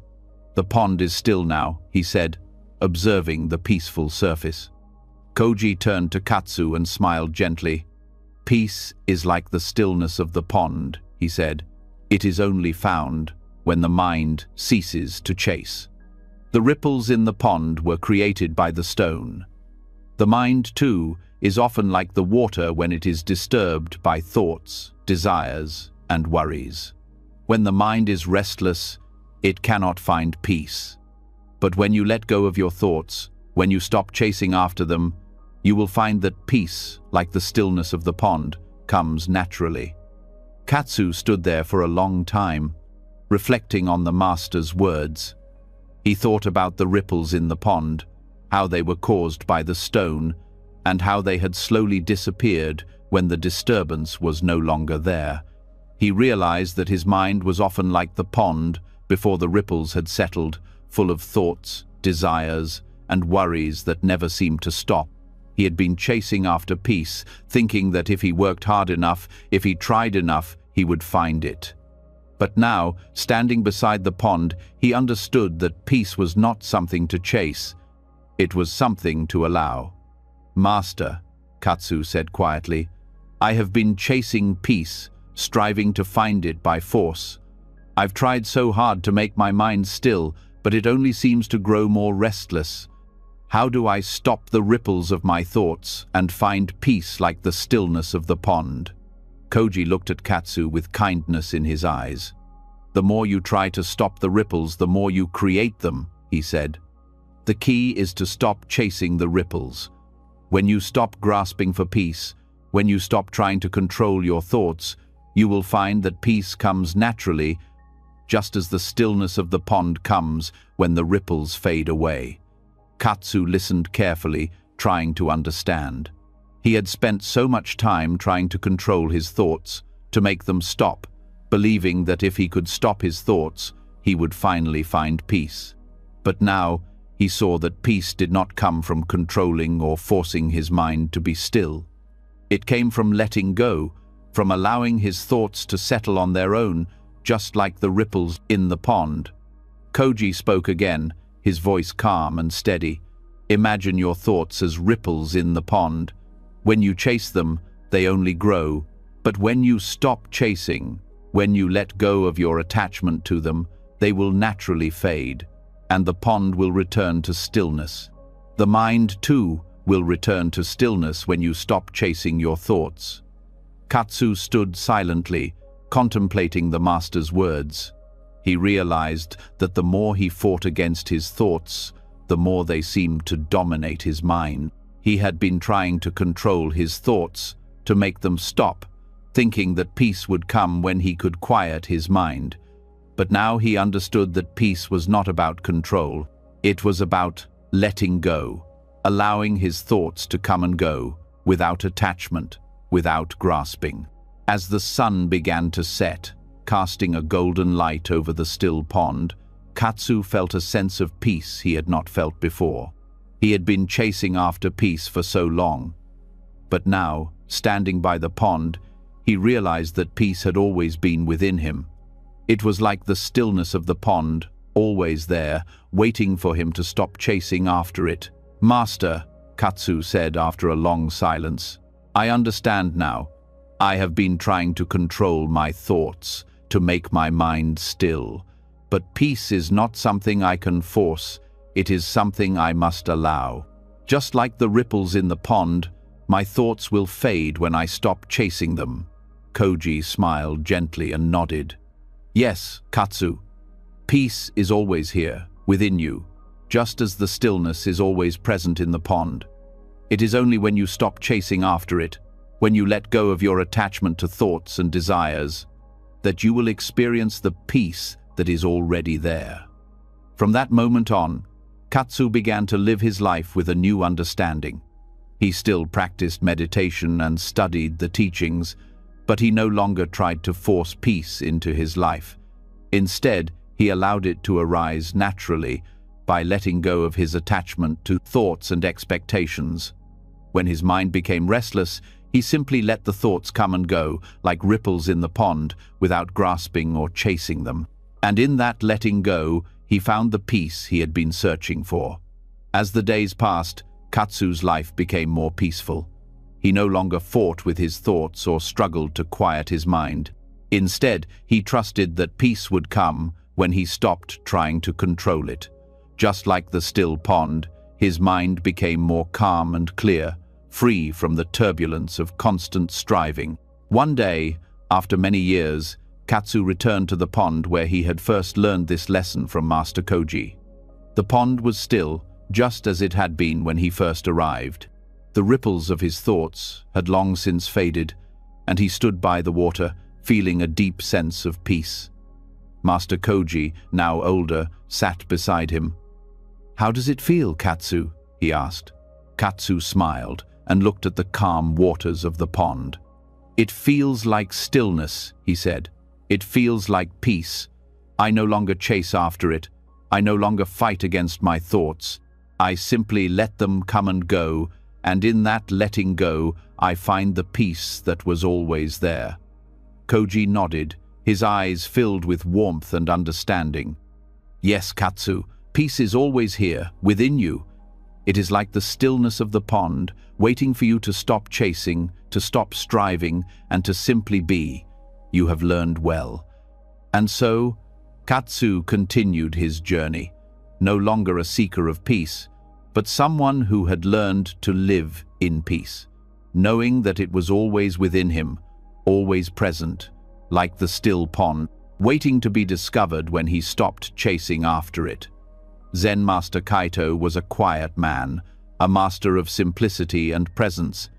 His teachings were never long-winded or complex. He would often speak in parables or stories, leaving his students to draw their own conclusions.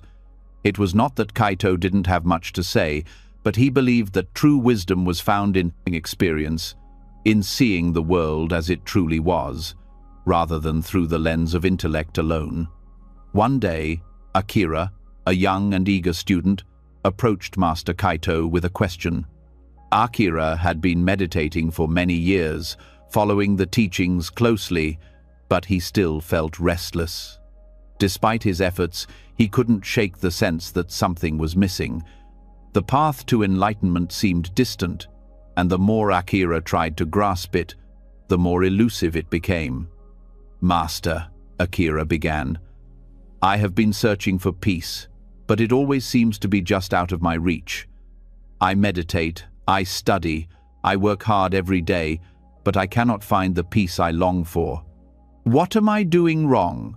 Master Kaito, as he often did not respond immediately. Instead, he led Akira to a quiet pond near the temple. The air was still, and the pond mirrored the clear blue sky above.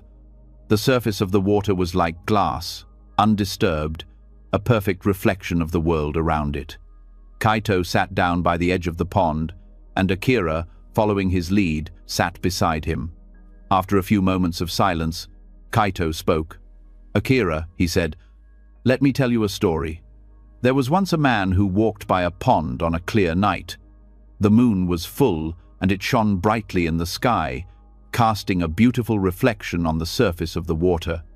The man, seeing the moon's reflection, was fascinated by its beauty. But he thought that if he could only touch the moon, he would understand it completely. So he reached down into the water, trying to scoop the moon up with his hands." Akira listened intently, his eyes fixed on the still water of the pond, waiting for the story to unfold. But no matter how hard the man tried, Kaito continued, the moon slipped away each time he reached for it. He stretched his arms further, he bent lower, but the moon remained just out of reach, always slipping away when he tried to grasp it. His efforts were in vain. The man could not touch the moon, because the moon was already there, reflected in the water. It was not something to be grasped or held. Akira was silent, thinking deeply about the story. Kaito looked at him, waiting for a response. "So, Master," Akira said slowly, "the man was chasing the moon, but it was already reflected in the water. His effort to grasp it was in vain because what he sought was already there, right in front of him." Kaito smiled, his eyes kind. "Yes, Akira, the moon in the water was already present. The man was chasing something that could not be caught by effort, because it was not separate from the world around him. It was already reflected in the water, already there. He did not need to reach for it." Akira sat quietly, absorbing the lesson. It seemed simple, yet profound. "But Master," he said after a moment, "I feel as if I am chasing enlightenment in the same way. I work hard, I meditate, I study, but I cannot seem to grasp it. It's always just beyond my reach, like the moon in the water. What am I supposed to do?" Master Kaito turned his gaze to the pond, watching the gentle ripples on the surface of the water. The moon's reflection wavered, yet it remained. Enlightenment, peace, understanding these things are like the moon in the water. They are already here. The more you try to grasp them, the more they slip away. You cannot force enlightenment. You cannot chase it or control it. The more you try to hold on to it, the further it moves from you. Akira felt a sense of unease. He had spent so many years chasing after peace, trying to control his thoughts, trying to force himself into a state of stillness, yet peace still eluded him. "So, Master," he asked, "if I cannot chase after peace, how do I find it?" Kaito smiled again, his face gentle and calm. "You find peace, Akira, by allowing it to come to you. Just as the moon reflects in the water without being grasped, peace is reflected in your life when you stop trying to control it, when you stop trying to reach for it. When you let go of the need to make it happen, it will naturally appear. It is always here, within you and around you. You only need to stop grasping and let it be. Akira was silent. It was as if something had shifted inside him. He had been searching for peace through effort, through control, through striving. He thought that if he worked hard enough, peace would come to him. But now, he understood that peace was not something to be achieved through effort. It was already here, already reflected in the world around him, waiting for him to stop reaching for it. "Master," Akira said softly, "I understand now. I have been trying too hard to grasp peace, to control it. But it is already here, within me and all around me. I only need to stop chasing it and let it come." Kaito nodded, his eyes filled with kindness. "Yes, Akira, peace comes when we stop chasing. The more we strive to grasp it, the more we distance ourselves from it. When we allow it to flow naturally, when we stop trying to control everything, we find that peace is already here. Just like the moon in the water, it is present, reflected in everything we do." Akira felt a deep sense of relief, as if a burden had been lifted from his shoulders. For the first time, he realized that peace was not something to be attained, but something to be recognized. It was always there, waiting for him to stop chasing after it. For the next few days, Akira practiced the teachings of Master Kaito. He still meditated, still studied, but now he did so with a different attitude. He no longer tried to force peace into his life. Instead, he allowed it to come to him naturally, without attachment to the outcome. When his mind became restless, he simply let the thoughts pass, like ripples in the water, without trying to control them. He allowed the moment to be as it was, without striving for something more. As the days went on, Akira began to notice a shift in himself. His mind became quieter, his heart lighter. He no longer felt the need to chase after peace because he understood that peace was already within him, waiting to be recognized. The more he let go, the more peace he felt in his life. One evening, as the sun began to set, Akira walked to the pond where he had first heard Master Kaito's story. The moon was rising, and its reflection shone brightly in the water. The ripples from the wind had faded, and the pond was calm, the moon's reflection perfect and still. Akira stood by the water, gazing at the moon, and for the first time, he felt completely at peace. Master Kaito appeared beside him, standing quietly as they both looked at the moon in the water. "You see, Akira," Kaito said, "the moon was always here. It was reflected in the water from the beginning. It was never something you had to chase. You only needed to stop trying to grasp it and let it be." Akira smiled, his heart full of gratitude. "Thank you, Master. I understand now. Peace is not something to chase. It is something to allow. It is already here." From that moment on, Akira's life changed. He no longer searched for peace through effort or control. He simply allowed it to flow into his life, like the moon reflected in the water. And in that letting go, he discovered that peace was not something distant, but something he could recognize and embrace in each moment. Taro was a simple farmer who lived at the edge of a small village, surrounded by fields of crops that he tended to every day. His life was quiet, free from the noise and chaos of the world beyond his land. Each morning he woke with the sun, and each evening he rested as the moon rose in the sky. The seasons passed, bringing with them their own rhythms, and Taro moved through them with ease. He planted in the spring, harvested in the summer, and prepared for the cold of winter in the fall. Through it all, Taro found a deep sense of peace. He lived simply, without concern for things he could not control, accepting the ebb and flow of life with gratitude. One day, a monk from a distant temple arrived at Taro's farm, looking worn and tired. The monk had been traveling for many days, seeking wisdom from those he believed might offer him a glimpse into the deeper truths of life. He had heard of Taro's peaceful nature and wanted to understand how a simple farmer like him could live in such a way. The monk approached Taro while he was working in his field. He stood there quietly for a moment, watching Taro as he moved through the task at hand, bending down to pick up the weeds from his crops. Taro worked steadily, his hands moving with familiarity, his face calm and content.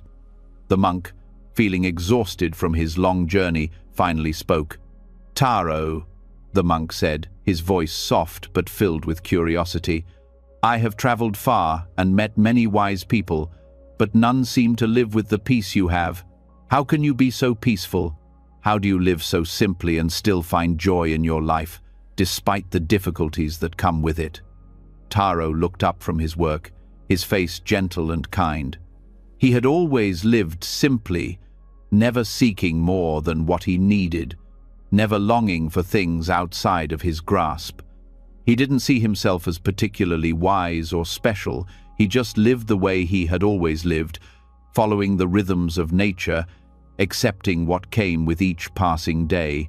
The monk, still standing, awaited an answer. His eyes were searching, hoping to hear some great teaching that would help him find the peace he sought. Taro smiled softly and motioned for the monk to sit beside him on the ground. "Peace comes not from chasing after something," Taro said quietly, "but from living with what comes. I do not chase the harvest or the rain. I do not push against the seasons or try to force things to be as I want them. I simply live with what comes, and in that simplicity, I find peace." The monk sat down beside Taro, absorbing his words. Taro's life was so different from the monk's. The monk had been taught to seek enlightenment, to strive for wisdom, to look for answers outside of himself. Yet here was Taro, a humble farmer, who seemed to have found peace simply by accepting life as it was. "I do not chase the harvest," Taro continued, "because the harvest will come when it is time. I plant the seeds and tend to the crops, but I do not try to force them to grow faster.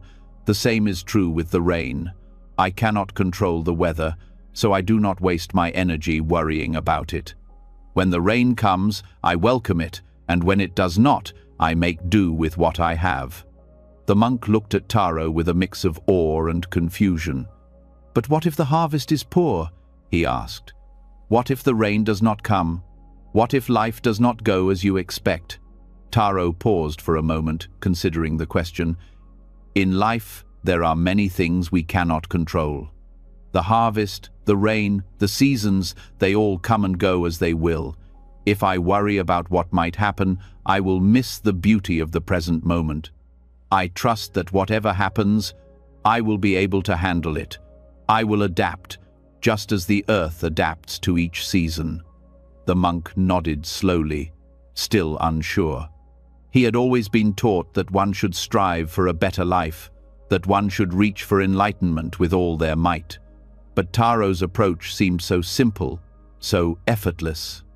It was as if Taro was at peace simply because he had stopped trying to force things to be different than they were. Taro smiled, sensing the monk's confusion. "I live with what comes, not against it. I do not fight the seasons. I do not resist what is. When you stop fighting life, you allow it to flow naturally. It is like the river. The river does not try to force the rocks aside. It flows around them, adjusting itself to the shape of the land. In the same way, when you stop resisting life's flow, you will find peace." The monk sat in silence, thinking about what Taro had said. The idea of not fighting against life, of accepting things as they were, seemed so foreign to him. He had spent his whole life striving, pushing, reaching for something he could not define. He had always believed that peace would come when he reached a certain point, when he had gained enough knowledge or achieved enough wisdom. But now, sitting beside Taro, he realized that peace was not something to be gained through effort. It was something to be found in acceptance. "Master," the monk said after a long pause, "I understand now. You are not seeking anything, yet you have found everything. You are at peace because you have accepted life as it is, without trying to control it. Taro nodded gently. Yes, my friend. When you accept life as it is, you free yourself from the burden of expectation. Life flows like the river, and you flow with it. You stop struggling, and in that stillness, peace is found. The monk, feeling lighter than he had in days, stood up slowly. He thanked Taro for his wisdom and, with a deep bow, promised to carry the lesson with him on his journey. As he left the farm, he felt a deep sense of peace begin to grow within him. He realized that his search for wisdom and peace had been filled with striving, with effort, with an endless desire for something he thought he had to reach. But now he saw that peace was not something to be reached at all. It was already within him, waiting to be recognized when he stopped chasing it. As the monk walked away from Taro's farm, he looked back one last time at the simple farmer working in his field. Taro's life was not perfect, and he did not have wealth or fame, but he had something that many people, including the monk, had been searching for their entire lives: peace. And that peace came not from control, but from surrender to the flow of life, to the seasons, to what is. In the years that followed, the monk continued his journey, carrying Taro's lesson with him wherever he went. He learned to stop fighting against life, to stop struggling for things he could not control. Instead, he lived with what came, and in that simplicity, he found peace. And whenever people asked him how he had found such peace, he would smile and say, "I learned from a wise farmer that peace comes not from chasing, but from living with what is." Meanwhile, Taro continued his life as it always had been, planting seeds, harvesting crops, and living in harmony with the seasons. His life was simple, yet filled with contentment. He had learned long ago that peace was not something that could be forced. It was found in every season, in every moment, when one simply allowed life to unfold as it was meant to. Taro's wisdom came from living this truth each day, and in doing so, he found joy in every season, no matter what it brought. During a long retreat at a Zen monastery, Master Kenzu had a simple yet profound task for his students. He handed each one an empty bowl, instructing them to carry it with them at all times. The bowl was to be kept with them wherever they went during meals, during meditation, even as they walked through the monastery grounds. At first, the students did not fully understand the reason for this task. Why should they carry an empty bowl all the time? What was the purpose? It seemed like such a small and simple thing, yet it was clear that Master Kenzu was asking them to pay close attention to something. As the days passed, the students began to realize that the bowl was not just a physical object to be carried, it was a lesson, an exercise in mindfulness and attachment. They started to notice how they treated the bowl, how they were careful not to drop it, how they felt when they put it down, and how they instinctively protected it from harm. One morning, as the students were gathering for meditation, one of them, Taro, accidentally knocked his bowl from a small table. The bowl fell to the floor, and in an instant, it shattered into pieces. The sound of the bowl breaking echoed through the hall. Taro's eyes widened in shock, and he quickly knelt down to gather the pieces, his hands trembling. The other students, who had all been carrying their bowls carefully, now looked at the broken pieces of Taro's bowl. The atmosphere was heavy with a sense of loss, as if the very thing that had given them purpose had been taken away. Master Kenzu, who had been watching quietly, walked over to where the broken pieces lay. He looked down at the shards, then turned to the students with a calm expression. "Why are you upset?" he asked. His voice was gentle but firm. "Why do you mourn the bowl?" The students exchanged uncertain glances. Taro looked up at the master, his face filled with regret. "Master Kenzu," he said, "I'm sorry. The bowl was important. I've been carrying it with me, and now it's broken. I didn't mean for it to happen." Master Kenzu nodded slowly, his eyes scanning the room. "You see," he said, It is your attachment to the bowl that causes you to mourn. The bowl was never yours to keep. It was never meant to last forever. When you attached yourself to it, you made it more than it was. And when it broke, you felt the pain of that attachment. But if you can let go of your attachment, you will see that life flows with ease. Things come and things go. But the flow of life continues. The students sat in silence, trying to understand what Master Kenzu was saying. It was difficult to comprehend. They had all been so careful with their bowls, so protective of them. The bowls had become part of their routine, part of their practice. And now, in an instant, the bowl had shattered, and they felt the weight of that loss.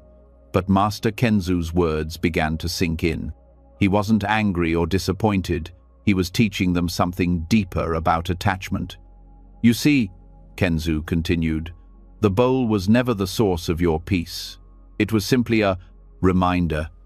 The real peace comes when you let go of your attachment to things. The bowl, just like everything else in life, was temporary. You could not keep it forever. But in letting go of it, you learn to live freely, without clinging to things that do not last. Taro, still kneeling by the broken pieces, nodded slowly. He felt a deep sense of release in the master's words. It was as though the weight he had been carrying in his heart was beginning to lift.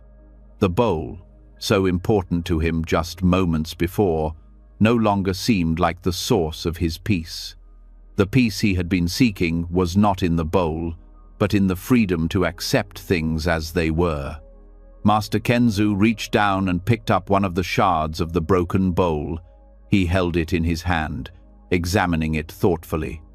Then he turned to the students.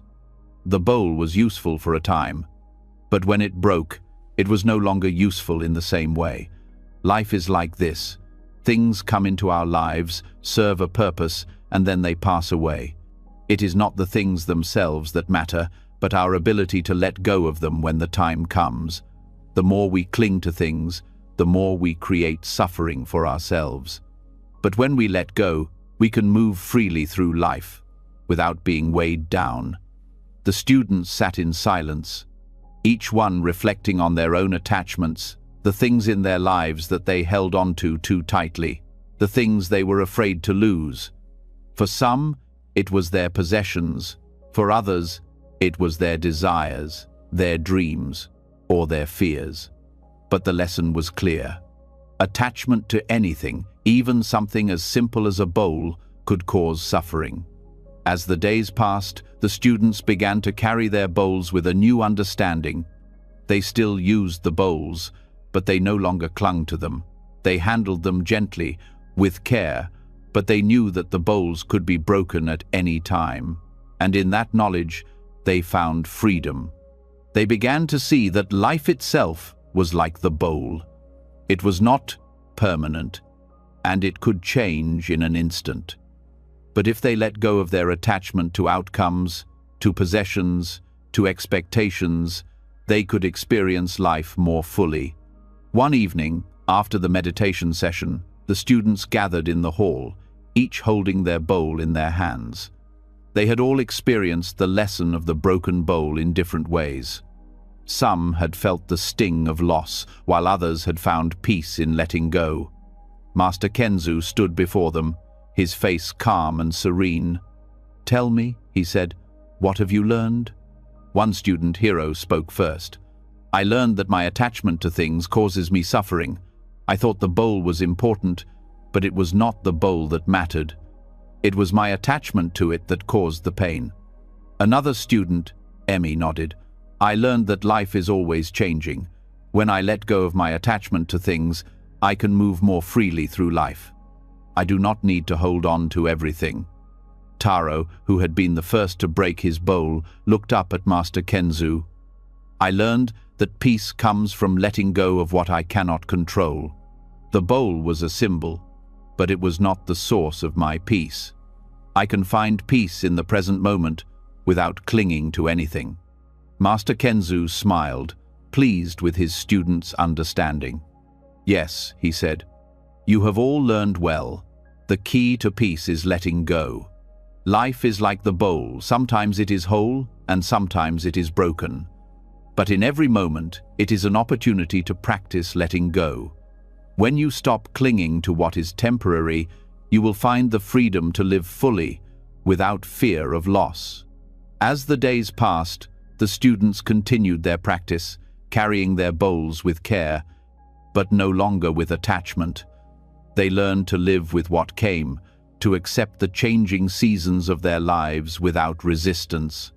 They no longer saw the bowl as a symbol of peace, but as a reminder to let go of all attachments, to trust in the flow of life. One morning, after many years, Taro returned to the temple to visit Master Kenzu. He was no longer the same young man who had mourned the broken bowl. He had learned the lessons of letting go, of accepting life as it was, without striving to control it. As he sat with Master Kenzu, Taro reflected on his journey. "Master," he said, "I have learned that peace is not found in things. It is found in letting go of the need to hold on to anything and trusting that life will unfold as it should." Master Kenzu nodded, his eyes kind. "Yes, Taro, the bowl, like all things, is temporary. But when you let go of your attachment to it, you will find that life flows more easily and peace comes naturally." Taro smiled, feeling the weight of the lesson settle deeply in his heart. He had learned that true peace did not come from possession, from holding on to things, or from trying to control life. It came from letting go, from accepting the natural ebb and flow of life, and trusting that, in each moment, everything was as it should be. And so, Taro left the temple with a lighter heart, carrying the wisdom of the broken bowl with him as he continued his journey. He no longer clung to the past or worried about the future. Instead, he lived fully in the present, knowing that the only way to truly find peace was to let go and trust in life's flow. In the years that followed, the lesson of the broken bowls stayed with Taro. He shared it with others, telling them that peace came not from holding on, but from releasing the need to control, to possess, to cling to things. And in that letting go, he found the freedom to live with ease, in harmony with the world around him. Hana was a student who had been studying under Master Ryoku for several years. She was dedicated and eager to learn, always seeking wisdom and striving to understand the deeper truths of life. Yet, despite her commitment, she felt a deep sense of unease. Her mind was often restless, and she found herself struggling with the passing of time, the constant changes in her life, and the inevitability of aging. She longed to be like the beautiful flowers that bloomed in the garden of the monastery, untouched by time, never fading, always radiant. But how could she achieve such a state of peace and beauty, she wondered? How could she remain unaffected by the passage of time? One afternoon, while walking through the garden with Master Ryoku, Hana asked him a question that had been on her mind for a long time. "Master," she said, her voice filled with a quiet longing, "how can I be like the flowers in the garden? How can I remain untouched by time, like the flowers that bloom so beautifully, yet never seem to wither?" Master Ryoku, as he often did not answer immediately. He continued walking slowly, taking in the beauty of the garden around them. The flowers were in full bloom, their colors vibrant, their petals delicate. The air was warm, and the sun was setting in the sky, casting a golden light over everything. After a long moment of silence, Master Ryoku turned to Hana and smiled. "Hana," he said softly, "do you see the flowers around us? They bloom, and then they fade. Their beauty does not last forever, but it does not try to. They do not chase immortality, nor do they resist decay. They simply bloom, content in each moment. The flower does not try to hold on to its beauty, nor does it mourn its fading. It simply lives and dies as part of the natural flow of life." Hana listened carefully, but she was still confused. "But Master," she said, "the flowers are beautiful, and they fade away. They don't last forever. How can I be content like that, knowing that everything I love will eventually fade, that I too will fade? Master Ryoku stopped walking and turned to Hana, his eyes kind and understanding. Hana, the flower does not chase immortality because it knows that it cannot escape the natural cycle of life. It blooms when it is time, and it fades when it is time. The flower does not struggle against the flow of time. It simply accepts it. It is content in the moment, in the beauty of now. You, too, can be like the flower if you stop resisting the passing of time. When you stop fighting the changes in life, you can find peace in each moment, just as the flower finds peace in its bloom. Hana stood still, contemplating her master's words. She had always felt a longing for permanence, for something that would last forever. She had believed that to be truly at peace, she needed to hold on to things, to prevent them from slipping away. But now, Master Ryoku was teaching her something entirely different. That true peace came from letting go, from accepting the natural flow of life, and from being content in each moment, whether it was a moment of blooming or a moment of fading. Master Ryoku continued, his voice calm and steady. The flower is not concerned with how long it will last. It simply lives fully in the moment it has, and in that moment, it is perfect. The same is true for you. When you stop chasing after permanence, when you stop trying to hold on to things that are meant to change, you will find peace. You will be free from the fear of losing things, because you will know that everything in life has its time. The flower blooms and fades, and in its blooming and fading, it is content. Hana's heart began to soften as she listened to her master's words. She realized that her fear of change, her fear of losing things, was what kept her restless. She had been chasing after something that could never be held permanence, immortality, the illusion that life could remain the same forever. But now she understood that true peace came from accepting life as it was, knowing that everything had its time, and that the beauty of life lay in its impermanence.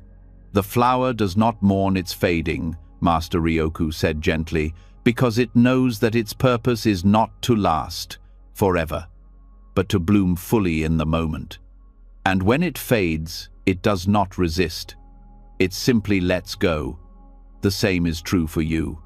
When you stop clinging to what is, when you stop resisting the natural flow of life, you will find peace in the acceptance of change. You will live fully, without fear of loss, because you will know that each moment is perfect as it is. Hana looked at the flowers around them, their petals soft and delicate, their colors vibrant in the light of the setting Sunday. She could feel the weight of her master's words sinking into her heart. She had always been afraid of the changes in her life, the changes in her body, in her relationships, in her circumstances. But now she saw that change was not something to fear. It was simply a part of life, a natural flow that could be embraced, not resisted. The flowers did not fear their fading because they understood that their beauty was not in how long they lasted, but in how fully they lived in the moment. Master Ryoku smiled at Hana, sensing that she was beginning to understand. "You see, Hana," he said, "life flows like the seasons. The flowers bloom and fade, the leaves fall and grow again. There is a natural rhythm to life, and when you stop resisting that rhythm, you can live in harmony with it. The flower is content in its bloom, and you, too, can be content in each moment, knowing that everything has its time." Hana smiled, a feeling of peace settling over her. She understood now that true peace did not come from holding on to things, from trying to make life last forever. It came from living fully in the present moment, from embracing change without fear, from being content with what is, rather than longing for what was or what could be. She had spent so much time trying to control the flow of life, trying to prevent the inevitable changes, but now she saw that peace came when she allowed life to flow naturally, just as the flowers bloom and fade with the seasons. As the sun set and the sky turned to twilight, Hana sat beside Master Ryoku in the garden, watching the flowers in their final moments of bloom. She felt a deep sense of gratitude for the wisdom her master had shared. The fear of change that had once held her back had begun to dissolve, and in its place, she felt the freedom to live fully, to accept each moment as it came, whether it was a moment of blooming or a moment of fading. Master Ryoku remained silent beside her, content in the stillness of the evening. Hana realized that he, too, was like the flowers, content in the moment, not clinging to the past or reaching for the future. He simply lived fully in each moment, accepting the changes of life with grace. In the days that followed, Hana practiced what she had learned. She no longer fought against the changes in her life. When things faded, when relationships changed, when she herself changed, she accepted it. She learned to live fully in the present, to embrace the impermanence of life without fear. The flowers in the garden became a constant reminder to her, to bloom fully in the moment, to let go of what was no longer needed, and to be content with each moment, knowing that it was perfect as it was. And so, Hana's life unfolded with peace and grace. She no longer feared the passing of time, the inevitable changes that came with it. Instead, she welcomed each season, each moment, knowing that true peace lay in accepting the flow of life, just as the flowers bloom and fade with the seasons. She had learned from Master Ryoku that the beauty of life was not in how long it lasts, but in how fully it is lived. Zen Master Daichi was known for his calm and peaceful nature, a wisdom that emanated from his every word and action. The students at his temple often sought his guidance, not through complicated teachings or lengthy discussions, but through simple, direct observations of life. Daichi understood that truth didn't need to be forced. It was found in the quiet moments of the world around them. His teachings often centered on nature, and it was here, in the simplicity of life's flow, that the most profound lessons could be learned. One afternoon, after a day of meditation, Daichi led his students to a river that flowed fiercely through the valley near the temple. The water rushed with power, tumbling over rocks, swirling in quick currents, and filling the air with a constant roar. Despite its power, the river was calm in its own way, following the path it had always known. It didn't fight against the rocks or struggle to change its course. It moved naturally, its force unstoppable but graceful. The students stood silently by the riverbank, watching the water flow by.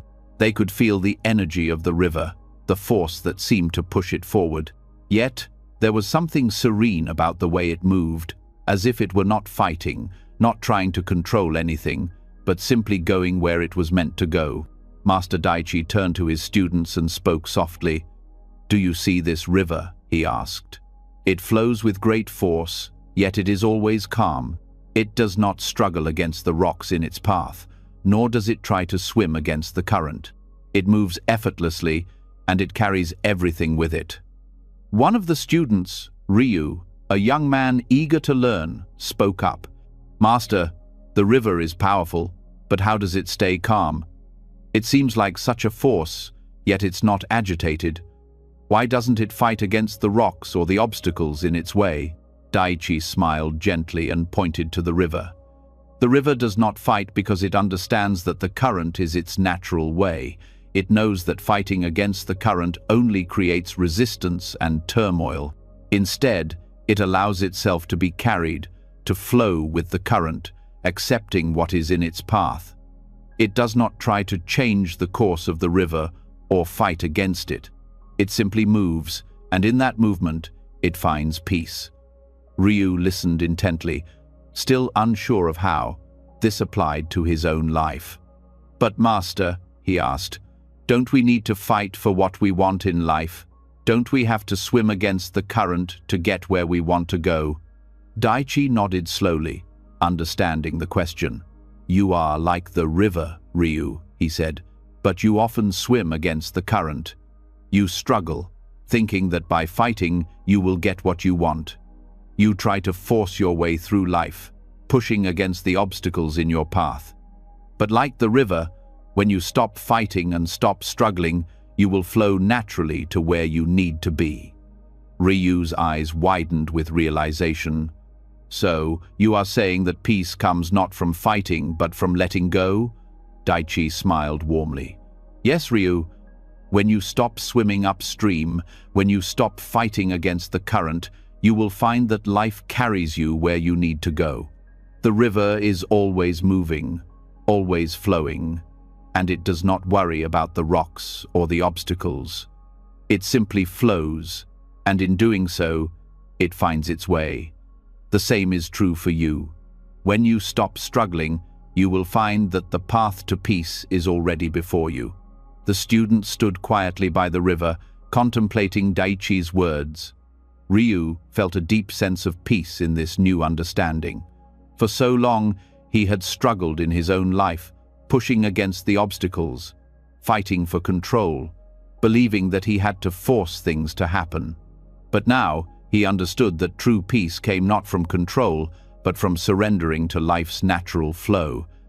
Master Daichi continued, "The river does not question the obstacles in its path. It moves around them, flows over them, and continues its journey. It does not waste energy in resistance, for it knows that resistance only causes struggle. You, too, must learn to flow with life, to accept its twists and turns, and to trust that you are being carried in the right direction." One of the students, May, spoke up. "Master, I understand that we shouldn't fight against life's obstacles, but how do we know when to move and when to be still?" Daichi turned to May, his eyes filled with wisdom. "The river does not ask when it should move or when it should be still. It moves as it naturally flows, in its own time, without hesitation. The same is true for you.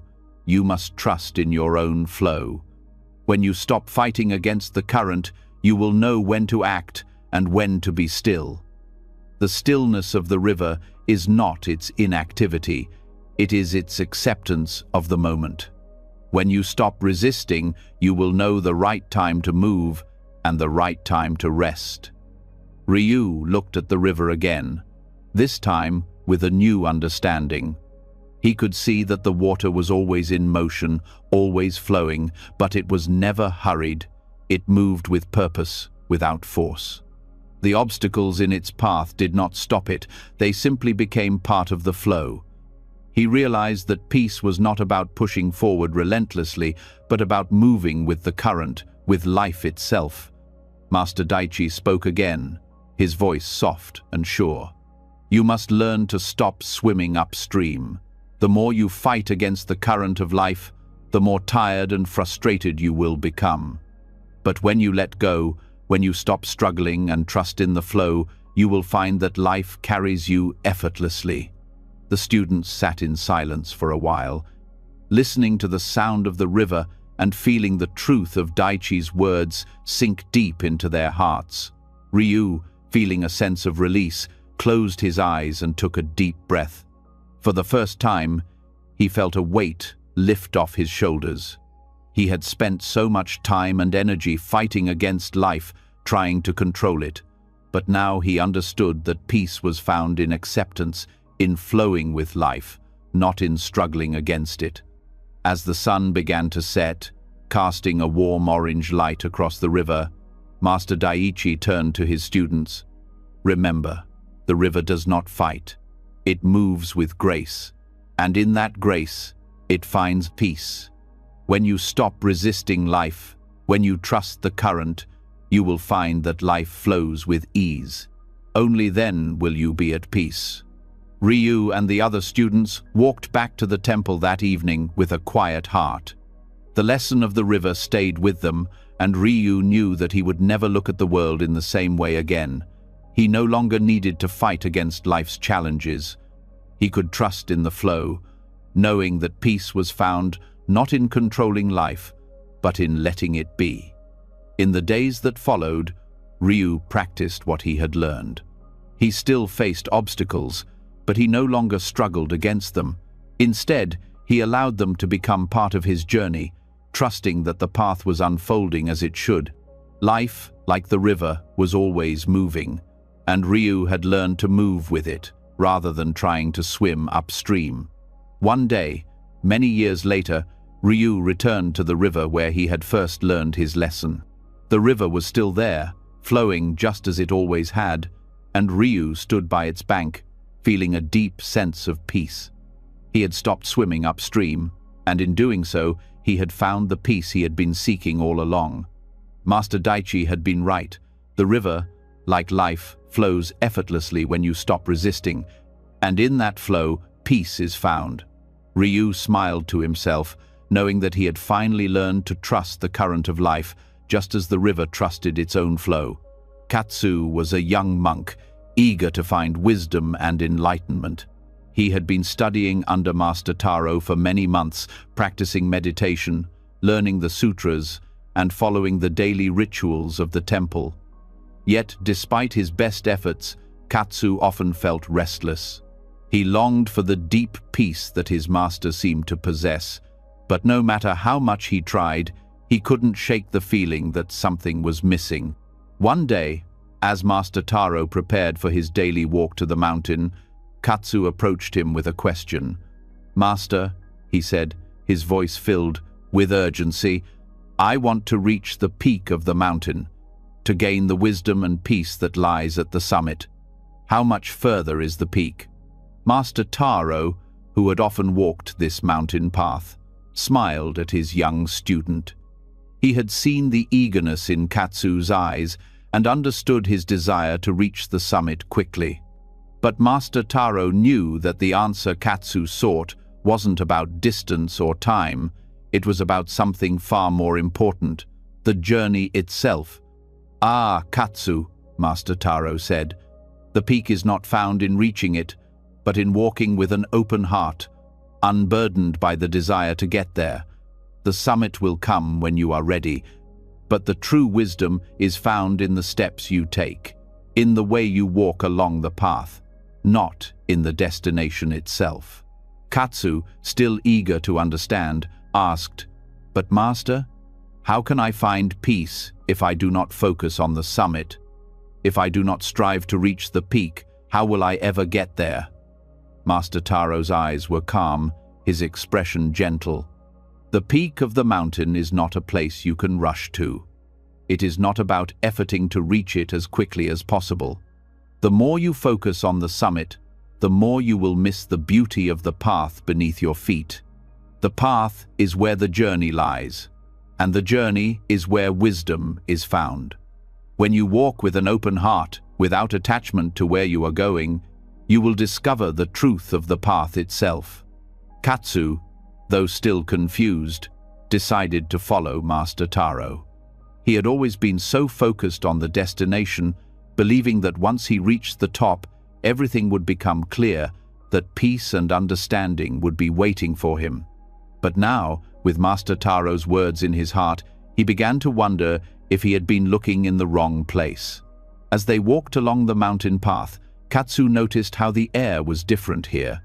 The trees grew taller, the rocks were rough underfoot, and the sounds of the wind through the leaves filled the silence. It was peaceful, but it was also clear to Katsu that the path was not an easy one. The trail wound up and around the mountain, sometimes steep, sometimes smooth, but always a challenge. The walk was long, and Katsu began to feel his body growing tired. His mind, too, was restless. He still wanted to reach the peak. He still wanted the peace that Master Taro had spoken of, but the more he focused on it, the more the climb seemed to stretch before him. The summit felt far away, unreachable. At one point, as Katsu was feeling especially tired, he asked again, "Master, how much longer until we reach the summit? It feels like we've been walking for so long, and it still seems so far away." Master Taro stopped walking and turned to look at Katsu with a gentle smile. "You have been walking for a long time, Katsu. But the summit is not about the distance you travel. It is not about time or effort. It is about how you walk. Every step you take brings you closer to the wisdom you seek, not because you are moving toward the peak, but because you are learning to walk with an open heart. The summit will be there when you are ready, but for now, what matters is the path beneath your feet. Katsu felt the weight of Master Taro's words. For the first time, he began to understand that peace and wisdom were not about reaching a specific point in the future. They were about being present, about accepting where he was, and allowing each step to teach him something. As they continued their walk, Katsu began to notice the beauty of the path more clearly. He heard the birds singing in the trees, felt the soft rustle of leaves in the wind, and even noticed the small flowers that grew along the trail. Every step was an opportunity to be present, to experience the world around him without rushing forward. He began to let go of the thought of the summit and simply focused on the next step, on the rhythm of walking, on the experience of the moment. By the time they reached a resting spot on the mountain, Katsu felt a sense of calm that he had never experienced before. His body was still tired, but his mind was clear. He realized that his focus on the summit had caused him to miss everything that was happening right in front of him. In the act of walking with an open heart, he had discovered a peace that was not dependent on the destination. Master Taro sat down beside Katsu and, as they rested, spoke once again. Katsu, the path to the summit is long, and it is filled with challenges. But remember, the summit is not the end, it is part of the journey. Every step, every moment along the path is an opportunity to learn. When you stop rushing toward the future, you will find that the peace you seek is already within you. It is not in the summit, it is in how you walk the path. Katsu sat quietly, taking in his master's words. For the first time, he understood. The wisdom he had been seeking was not in the summit, not in a distant place he had to reach. It was in the present, in the walk itself, in the peace that comes when one stops chasing and simply allows life to unfold as it will. After resting for a while, Master Taro and Katsu continued their journey up the mountain. But now, Katsu's heart was lighter. He no longer focused on the summit, no longer obsessed over how far away it seemed. He walked with an open heart, embracing each moment of the journey, each step, each breath. And in that acceptance, in that simple act of walking with presence, he found the peace he had been searching for all along.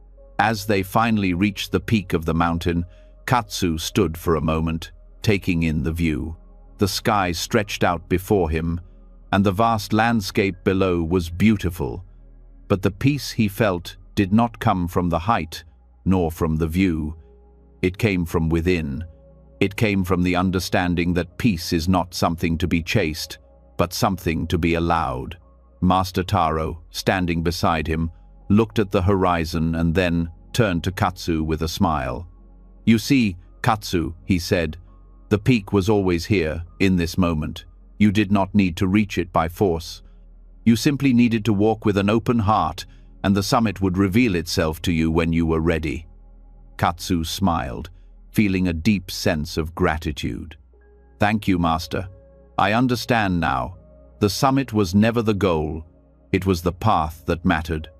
Master Taro nodded. "Exactly. Life is like this mountain path. We spend so much time chasing after the future, thinking that happiness or peace is somewhere ahead of us. But the truth is, peace is found in the present moment, in how we walk, in how we embrace each step. The peak will come when it comes, but the journey is where the wisdom is found." And so, Katsu learned that peace was not something to be achieved, not something to be rushed toward, but something to be embraced in every moment. He would carry this lesson with him for the rest of his life, walking the path with an open heart, unburdened by the desire to reach the end, and finding peace in each step along the way. Master Junko was known throughout the land for his quiet demeanor and profound wisdom. He spoke little, but when he did, his words carried deep meaning. The students who came to study under him learned not just through his teachings, but by observing the way he lived. Master Junko's life was a simple one, lived in harmony with nature and the rhythms of the world. He was calm, centered, and always present in the moment, traits that seemed to elude many of his students. Akira had been studying under Master Junko for a few months. He was eager to learn, but often felt restless. His mind was busy, filled with thoughts and desires, always seeking something more. He struggled to be still, always searching for the next step, the next goal, the next thing to strive for. Peace, to Akira, seemed to be something that had to be achieved, something that required great effort and discipline. But the more he tried to force it, the more elusive it became. One day, after several hours of meditation, Akira found himself wandering through the bamboo forest near the temple, seeking a break from the quiet of the retreat. The sound of the bamboo leaves rustling in the wind was calming, and the gentle movement of the stalks was soothing. Akira walked deeper into the forest, his mind still restless, filled with questions. He came upon Master Junko, who was sitting still on the ground, eyes closed, listening to the rustling leaves.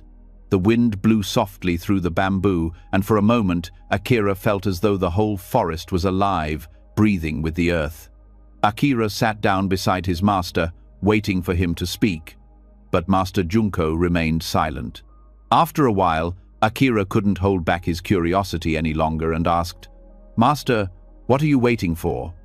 Master Junko opened his eyes and turned his calm gaze toward Akira. He smiled gently, as if understanding the restless energy that Akira carried with him. "I am not waiting for anything," he replied softly. "I am simply here, in this moment, listening to the bamboo grow." Akira was taken aback. "But Master, surely you must be waiting for something. Are you not waiting for peace, for wisdom, for enlightenment? How can you sit here so calmly without striving for something?" Junko chuckled softly and nodded toward the bamboo. "The bamboo grows without effort. It does not try to grow faster or slower.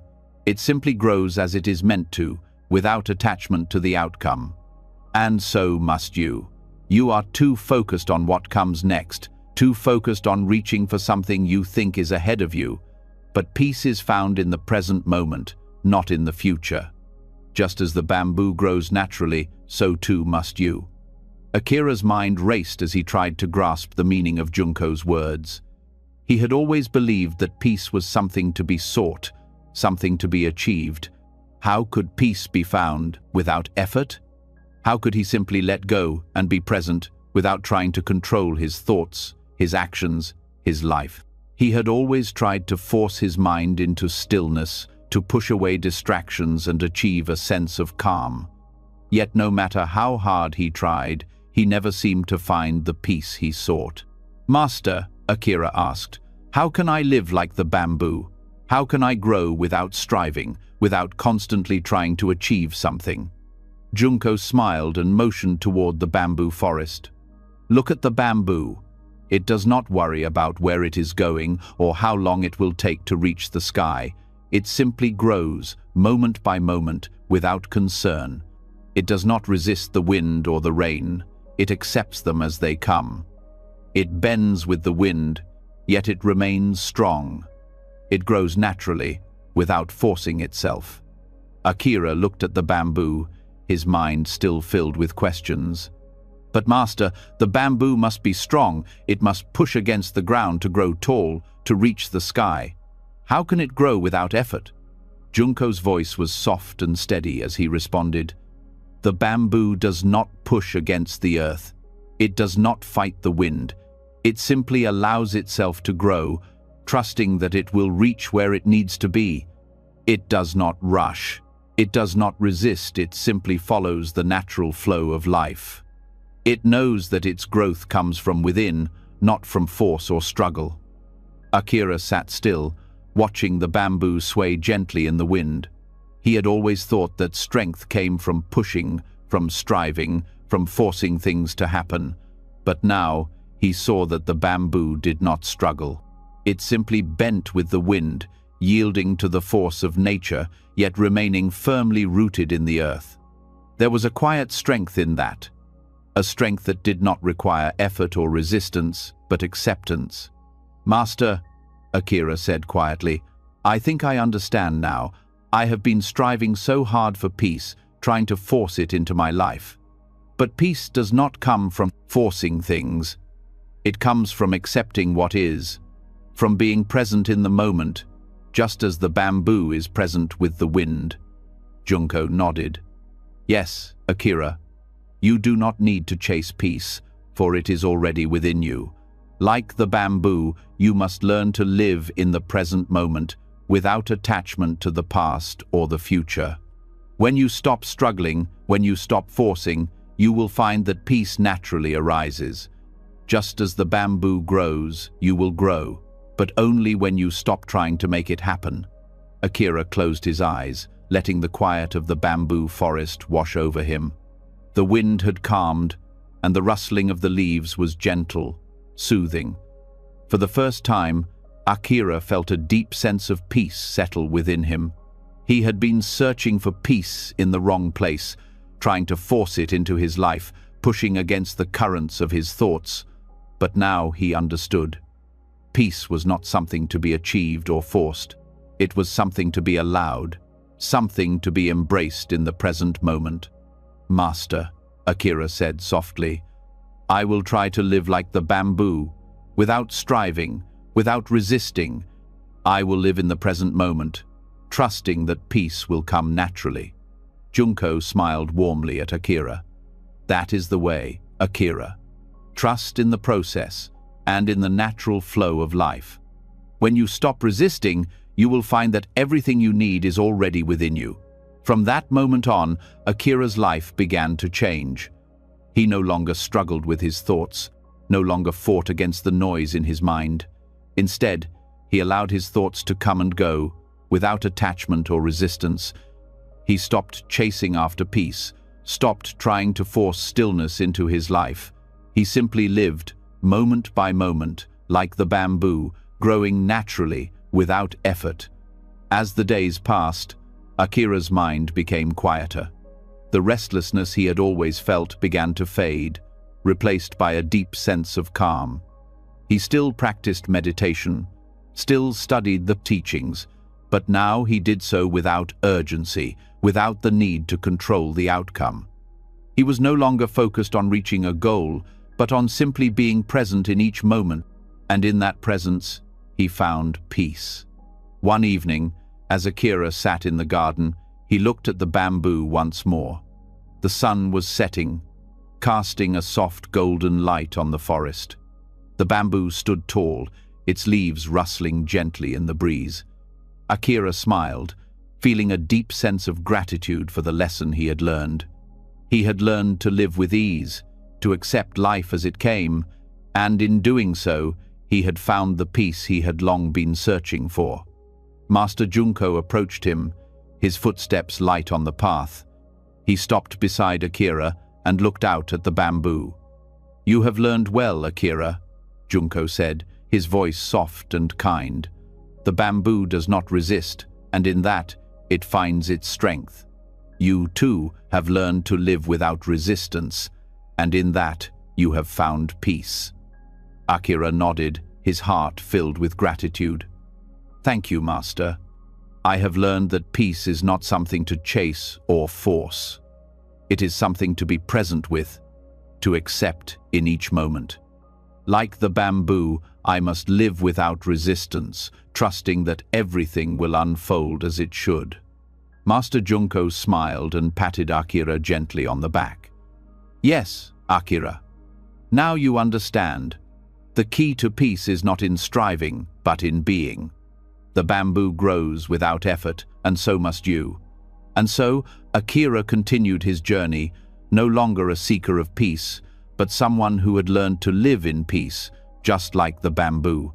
He had learned that the most profound wisdom was not in forcing the world to bend to his will, but in yielding to life's natural flow, trusting that everything would unfold as it was meant to.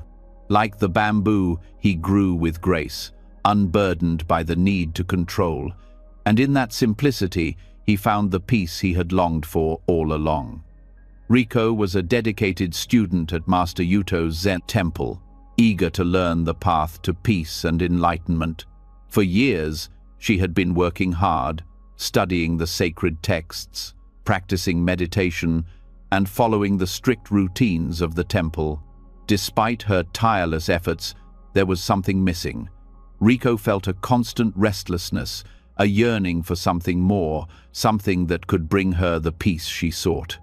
No matter how much she studied, how many hours she spent in meditation, the feeling that she was still incomplete never left her. One day, after a long day of practice, Riko approached Master Yuto with a question that had been bothering her for some time. "Master," she began, her voice full of curiosity and frustration, "I have been trying so hard to find peace. I meditate, I study, and I follow the teachings as best as I can, but I still feel restless. It is as if peace is just out of reach, always slipping away. Why is it that no matter how much I try, I cannot find the stillness I seek?" Master Yuto listened to Riko's words with a deep, quiet understanding. He had heard many students express the same frustration, the same struggle to grasp something that always seemed elusive. After a long moment of silence, Master Yuto stood up, his movements deliberate and calm, and gestured for Riko to follow him. Without saying a word, he led her to a small, quiet room at the back of the temple. The room was simple, with a wooden table in the center and a few cushions on the floor. On the table, Master Yuto placed a small grain of rice. He pointed to the grain and said, "Riko, take this grain of rice and chase it." Riko looked at him with confusion.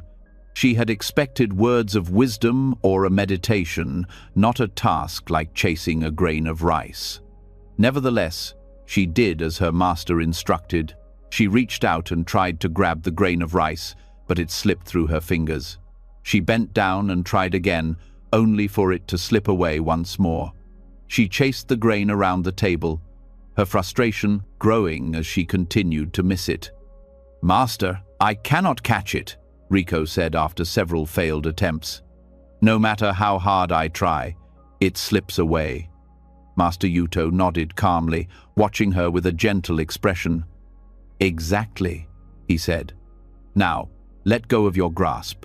Hold your hand open and simply wait." Riko, still confused, opened her hand and waited, watching the grain of rice as it rested on the table. She felt a sense of unease, as if she wasn't doing enough. She had been taught that in order to achieve anything, effort and striving were necessary. This idea of simply letting go, doing nothing, felt unnatural to her. After a moment of hesitation, Riko felt the urge to reach for the grain again, but she stopped herself. She reminded herself of her master's words and tried to remain still. She observed the grain, but no longer chased it. Slowly, she felt her mind quieting, and her restlessness began to fade. "Master," she said softly after a long pause, "I see. When I stop chasing it, the grain rests there without me forcing it. Why is it that when I try to catch it, it always slips away?" Master Yuto smiled and sat down across from Riko. "The grain of rice is like your peace," he said. "When you chase after it, when you try to grasp it with effort and force, it slips through your fingers. But when you simply hold your hand open, it will rest there on its own. Peace is not something that can be caught by force. It is already present, just as the grain is already there. When you stop chasing after it, it will come to you naturally." Riko's mind began to settle as she listened to her master's words. She had been so focused on trying to make peace happen that she had never considered that peace was already within her, already present, simply waiting for her to stop struggling. "You see, Riko," Master Yuto continued, "your constant striving, your desire to catch something, creates a resistance. When you are so focused on getting something, You are blind to what is already here. You are so caught up in the chase that you miss the opportunity to simply experience what is before you. Peace, like the grain of rice, cannot be forced. It must be allowed. Riko sat quietly, her mind clearer now, and for the first time, she began to understand the nature of her struggle. She had been working so hard to find peace, thinking that effort was the key. But now she saw that peace was not something to chase or force. It was something to be embraced when she stopped resisting it. "Master, how can I stop chasing peace?" Riko asked, her voice full of longing for clarity. "How can I just let go and trust that it will come to me?" Master Yuto looked at her with kindness in his eyes. "The key is in letting go of your attachment to outcomes," he said. "When you stop needing peace, when you stop chasing after it, you will find that it comes to you naturally. Your effort to grasp it only creates tension and restlessness. But when you let go of that effort, when you accept the present moment as it is, peace will arise on its own. Just as the grain of rice rests in your open hand, peace will rest within you." Riko closed her eyes and took a deep breath, letting the words settle into her heart. For so long, she had been running after peace, believing that it was something she needed to attain through effort. But now she understood that peace was already within her, like the grain of rice, waiting to be recognized when she stopped chasing it. In the days that followed, Riko began to practice letting go. She no longer tried to force herself into peace or quiet. Instead, she simply allowed herself to be present in each moment, accepting the world as it was, without judgment or expectation. She no longer chased after peace. She stopped striving for it and began to recognize it in the simplicity of her daily life. When her mind became restless, Riko reminded herself to stop chasing after thoughts, to simply let them be. She no longer fought against the natural flow of her thoughts. Instead, she observed them without attachment, knowing that they would pass, just like the grain of rice would rest in her open hand when she stopped grasping. As time passed, Riko felt a profound sense of peace beginning to settle within her. It wasn't a peace that came from external circumstances or from achieving something. It was a peace that came from within, from accepting the present moment as it was and trusting that everything would unfold as it should. She realized that peace was not something to be caught. It was already there, inside her, always present, waiting for her to stop chasing it. One evening, after several months had passed, Riko returned to Master Yuto and sat down beside him. She felt a deep sense of gratitude for the wisdom he had shared with her. "Master," she said, "I have learned so much from you. I no longer chase after peace.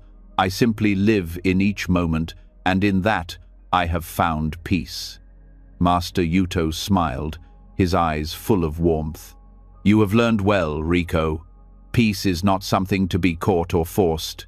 It is something to be allowed. Like the grain of rice, it will rest within you when you stop chasing it. You have stopped grasping, and in that, you have found the peace you sought." Riko bowed deeply to her master, her heart full of gratitude. She had learned that peace was not a distant goal, not something to be attained by force. It was a natural state of being, a state that arose when one stopped striving, when one simply let go and allowed life to unfold. And so, Riko continued her journey, carrying with her the simple wisdom of the grain of rice. She learned to live without attachment, to embrace the present moment, and in doing so, she found peace that was always there, waiting to be discovered. Kenji had traveled far, across mountains and valleys, through forests and towns, in search of answers. He had been seeking the meaning of life for many years. Though he had met many wise teachers along the way, each one offered a different answer, leaving Kenji feeling more confused than before. There were always new paths to take, more wisdom to seek, yet he never felt closer to understanding. He longed for a simple answer, something that would bring him clarity. One day, Kenji arrived at a small village at the edge of a vast desert. Here, he heard of Master Sho, a Zen master who lived alone in the desert. It was said that Master Sho had deep wisdom and that those who visited him often found peace and understanding. Kenji, desperate for guidance, sought out the master. When Kenji arrived at Master Sho's humble dwelling, he found the old man sitting quietly, his eyes closed, the warm desert breeze flowing gently around him. Master Sho opened his eyes as Kenji approached, and without a word, gestured for him to sit beside him in the sand. "Master Sho," Kenji began, his voice filled with a deep sense of longing. "I have traveled far and asked many others, but no one has given me a clear answer. I have been searching for the meaning of life. Please, can you show me the way?" Master Sho looked at him thoughtfully for a long moment, his gaze calm and knowing. Then, without speaking, he rose to his feet and motioned for Kenji to follow him. Together, they walked across the vast, shifting sand dunes of the desert. The wind blew steadily, shaping the sand into ever-changing patterns, the grains of sand moving and shifting with each gust of wind. As they walked, Kenji could feel the vastness of the desert surrounding him, endless, shifting, and alive with motion. After some time, Master Sho stopped walking and turned to Kenji. "Look at the sand," he said simply, gesturing to the desert landscape around them. Kenji looked at the sand, noticing how it seemed to shift and change with every breeze. The dunes rose and fell, their shapes constantly changing, yet never staying the same. It seemed like the sand had no form of its own, always in motion, always changing. Master Sho spoke again, his voice steady and calm. "Life is like this sand. It moves with the wind, shifting constantly, never fixed. You try to grasp it, to hold it in your hands, but it slips through your fingers. It is always changing, always flowing, and yet you try to control it, to make it stay still. But you cannot stop the wind, just as you cannot stop life from moving." Kenji was silent, trying to absorb the master's words. He had spent so much of his life trying to grasp meaning, trying to hold on to something that would give him certainty.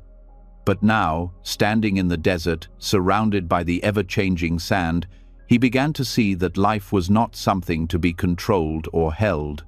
It was like the sand, constantly shifting, constantly moving, and impossible to grasp. "But Master," Kenji said after a pause, "how can I live with this? How can I find peace when life is so uncertain, always changing and shifting? How do I find meaning if everything is in constant motion?" Master Sho smiled gently, his eyes warm and understanding. "Kenji, the sand moves with the wind because it does not resist.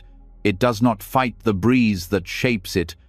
When you stop trying to control the movement of the sand, when you stop trying to hold on to it, you will see its true form. The same is true for life. When you stop chasing after meaning, when you stop trying to force life to be something it is not, you will find that life reveals its true form. The meaning of life is found in the acceptance of its flow, in moving with it rather than fighting against it."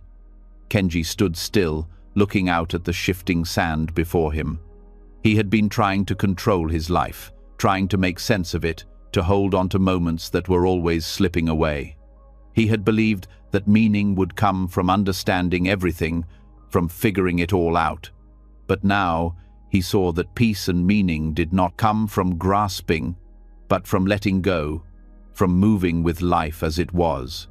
Master Sho continued, "When you stop chasing, when you let go of your need to control everything, life will flow naturally.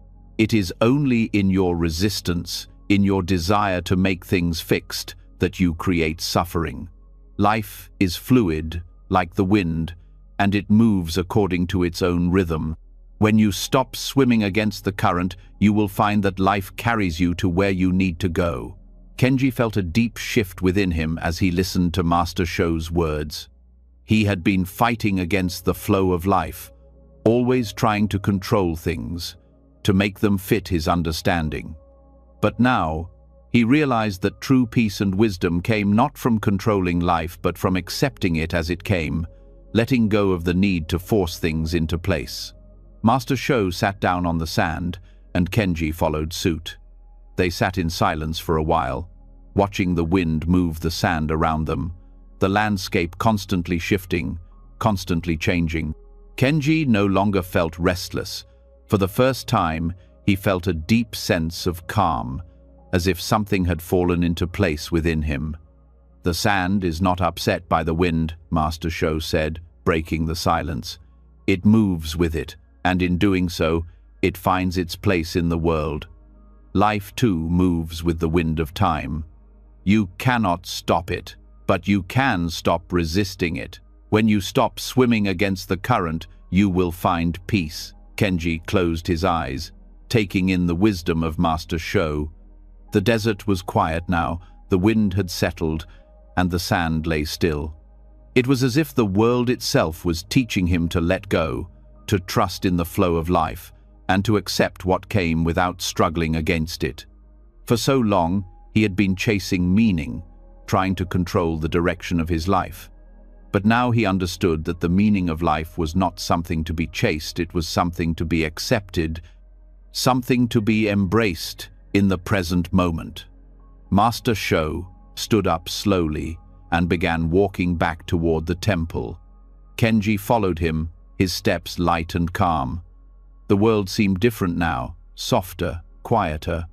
The constant restlessness that had driven him for so long had faded, and in its place there was a deep peace.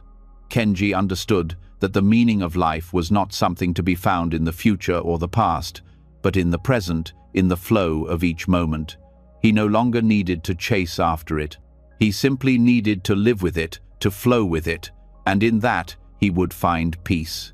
As they returned to the temple, Kenji felt a lightness in his heart. He had learned that life, like the sand, could not be controlled.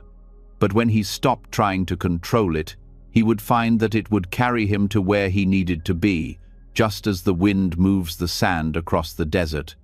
Peace was not in the destination, it was in the journey, in the acceptance of each moment as it came. Master Sho turned to Kenji with a smile. "Now you understand. Life will flow with you when you stop fighting it. It will reveal its true form when you stop chasing it. The meaning of life is not in the pursuit, but in the acceptance." Kenji bowed deeply to his master, a smile on his face. "Thank you, Master Sho. I see now that peace is found not in trying to control life, but in flowing with it." Master Sho nodded. "Remember, Kenji, the river moves with the current, not against it. When you stop swimming upstream, you will find the flow of life carries you where you need to go." And with that, Kenji's journey began anew. No longer a seeker of meaning, he became someone who lived in harmony with the flow of life, accepting its ebb and flow, and finding peace in each moment, just as the sand moves with the wind, effortlessly, without struggle. As we've explored through the stories of Master Joshu, the river, the bamboo, and the lotus, one thing becomes clear. Peace is not something to chase. It's something that arises naturally when we stop resisting and allow life to flow as it will. Whether it's letting go of yesterday's burdens or embracing each moment with openness, true peace comes when we stop striving and start accepting. Now, as you move through your own life, remember, you don't need to chase after happiness, success, or peace. Like the water, the bamboo, and the lotus, you simply need to be present, flowing with what is, trusting that everything will unfold in its own time. What is one thing you can stop chasing in your life today? Share your thoughts in the comments below, and let's learn from each other's journey toward peace.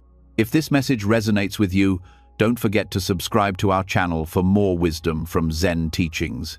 Remember, true peace comes when we stop chasing and start being.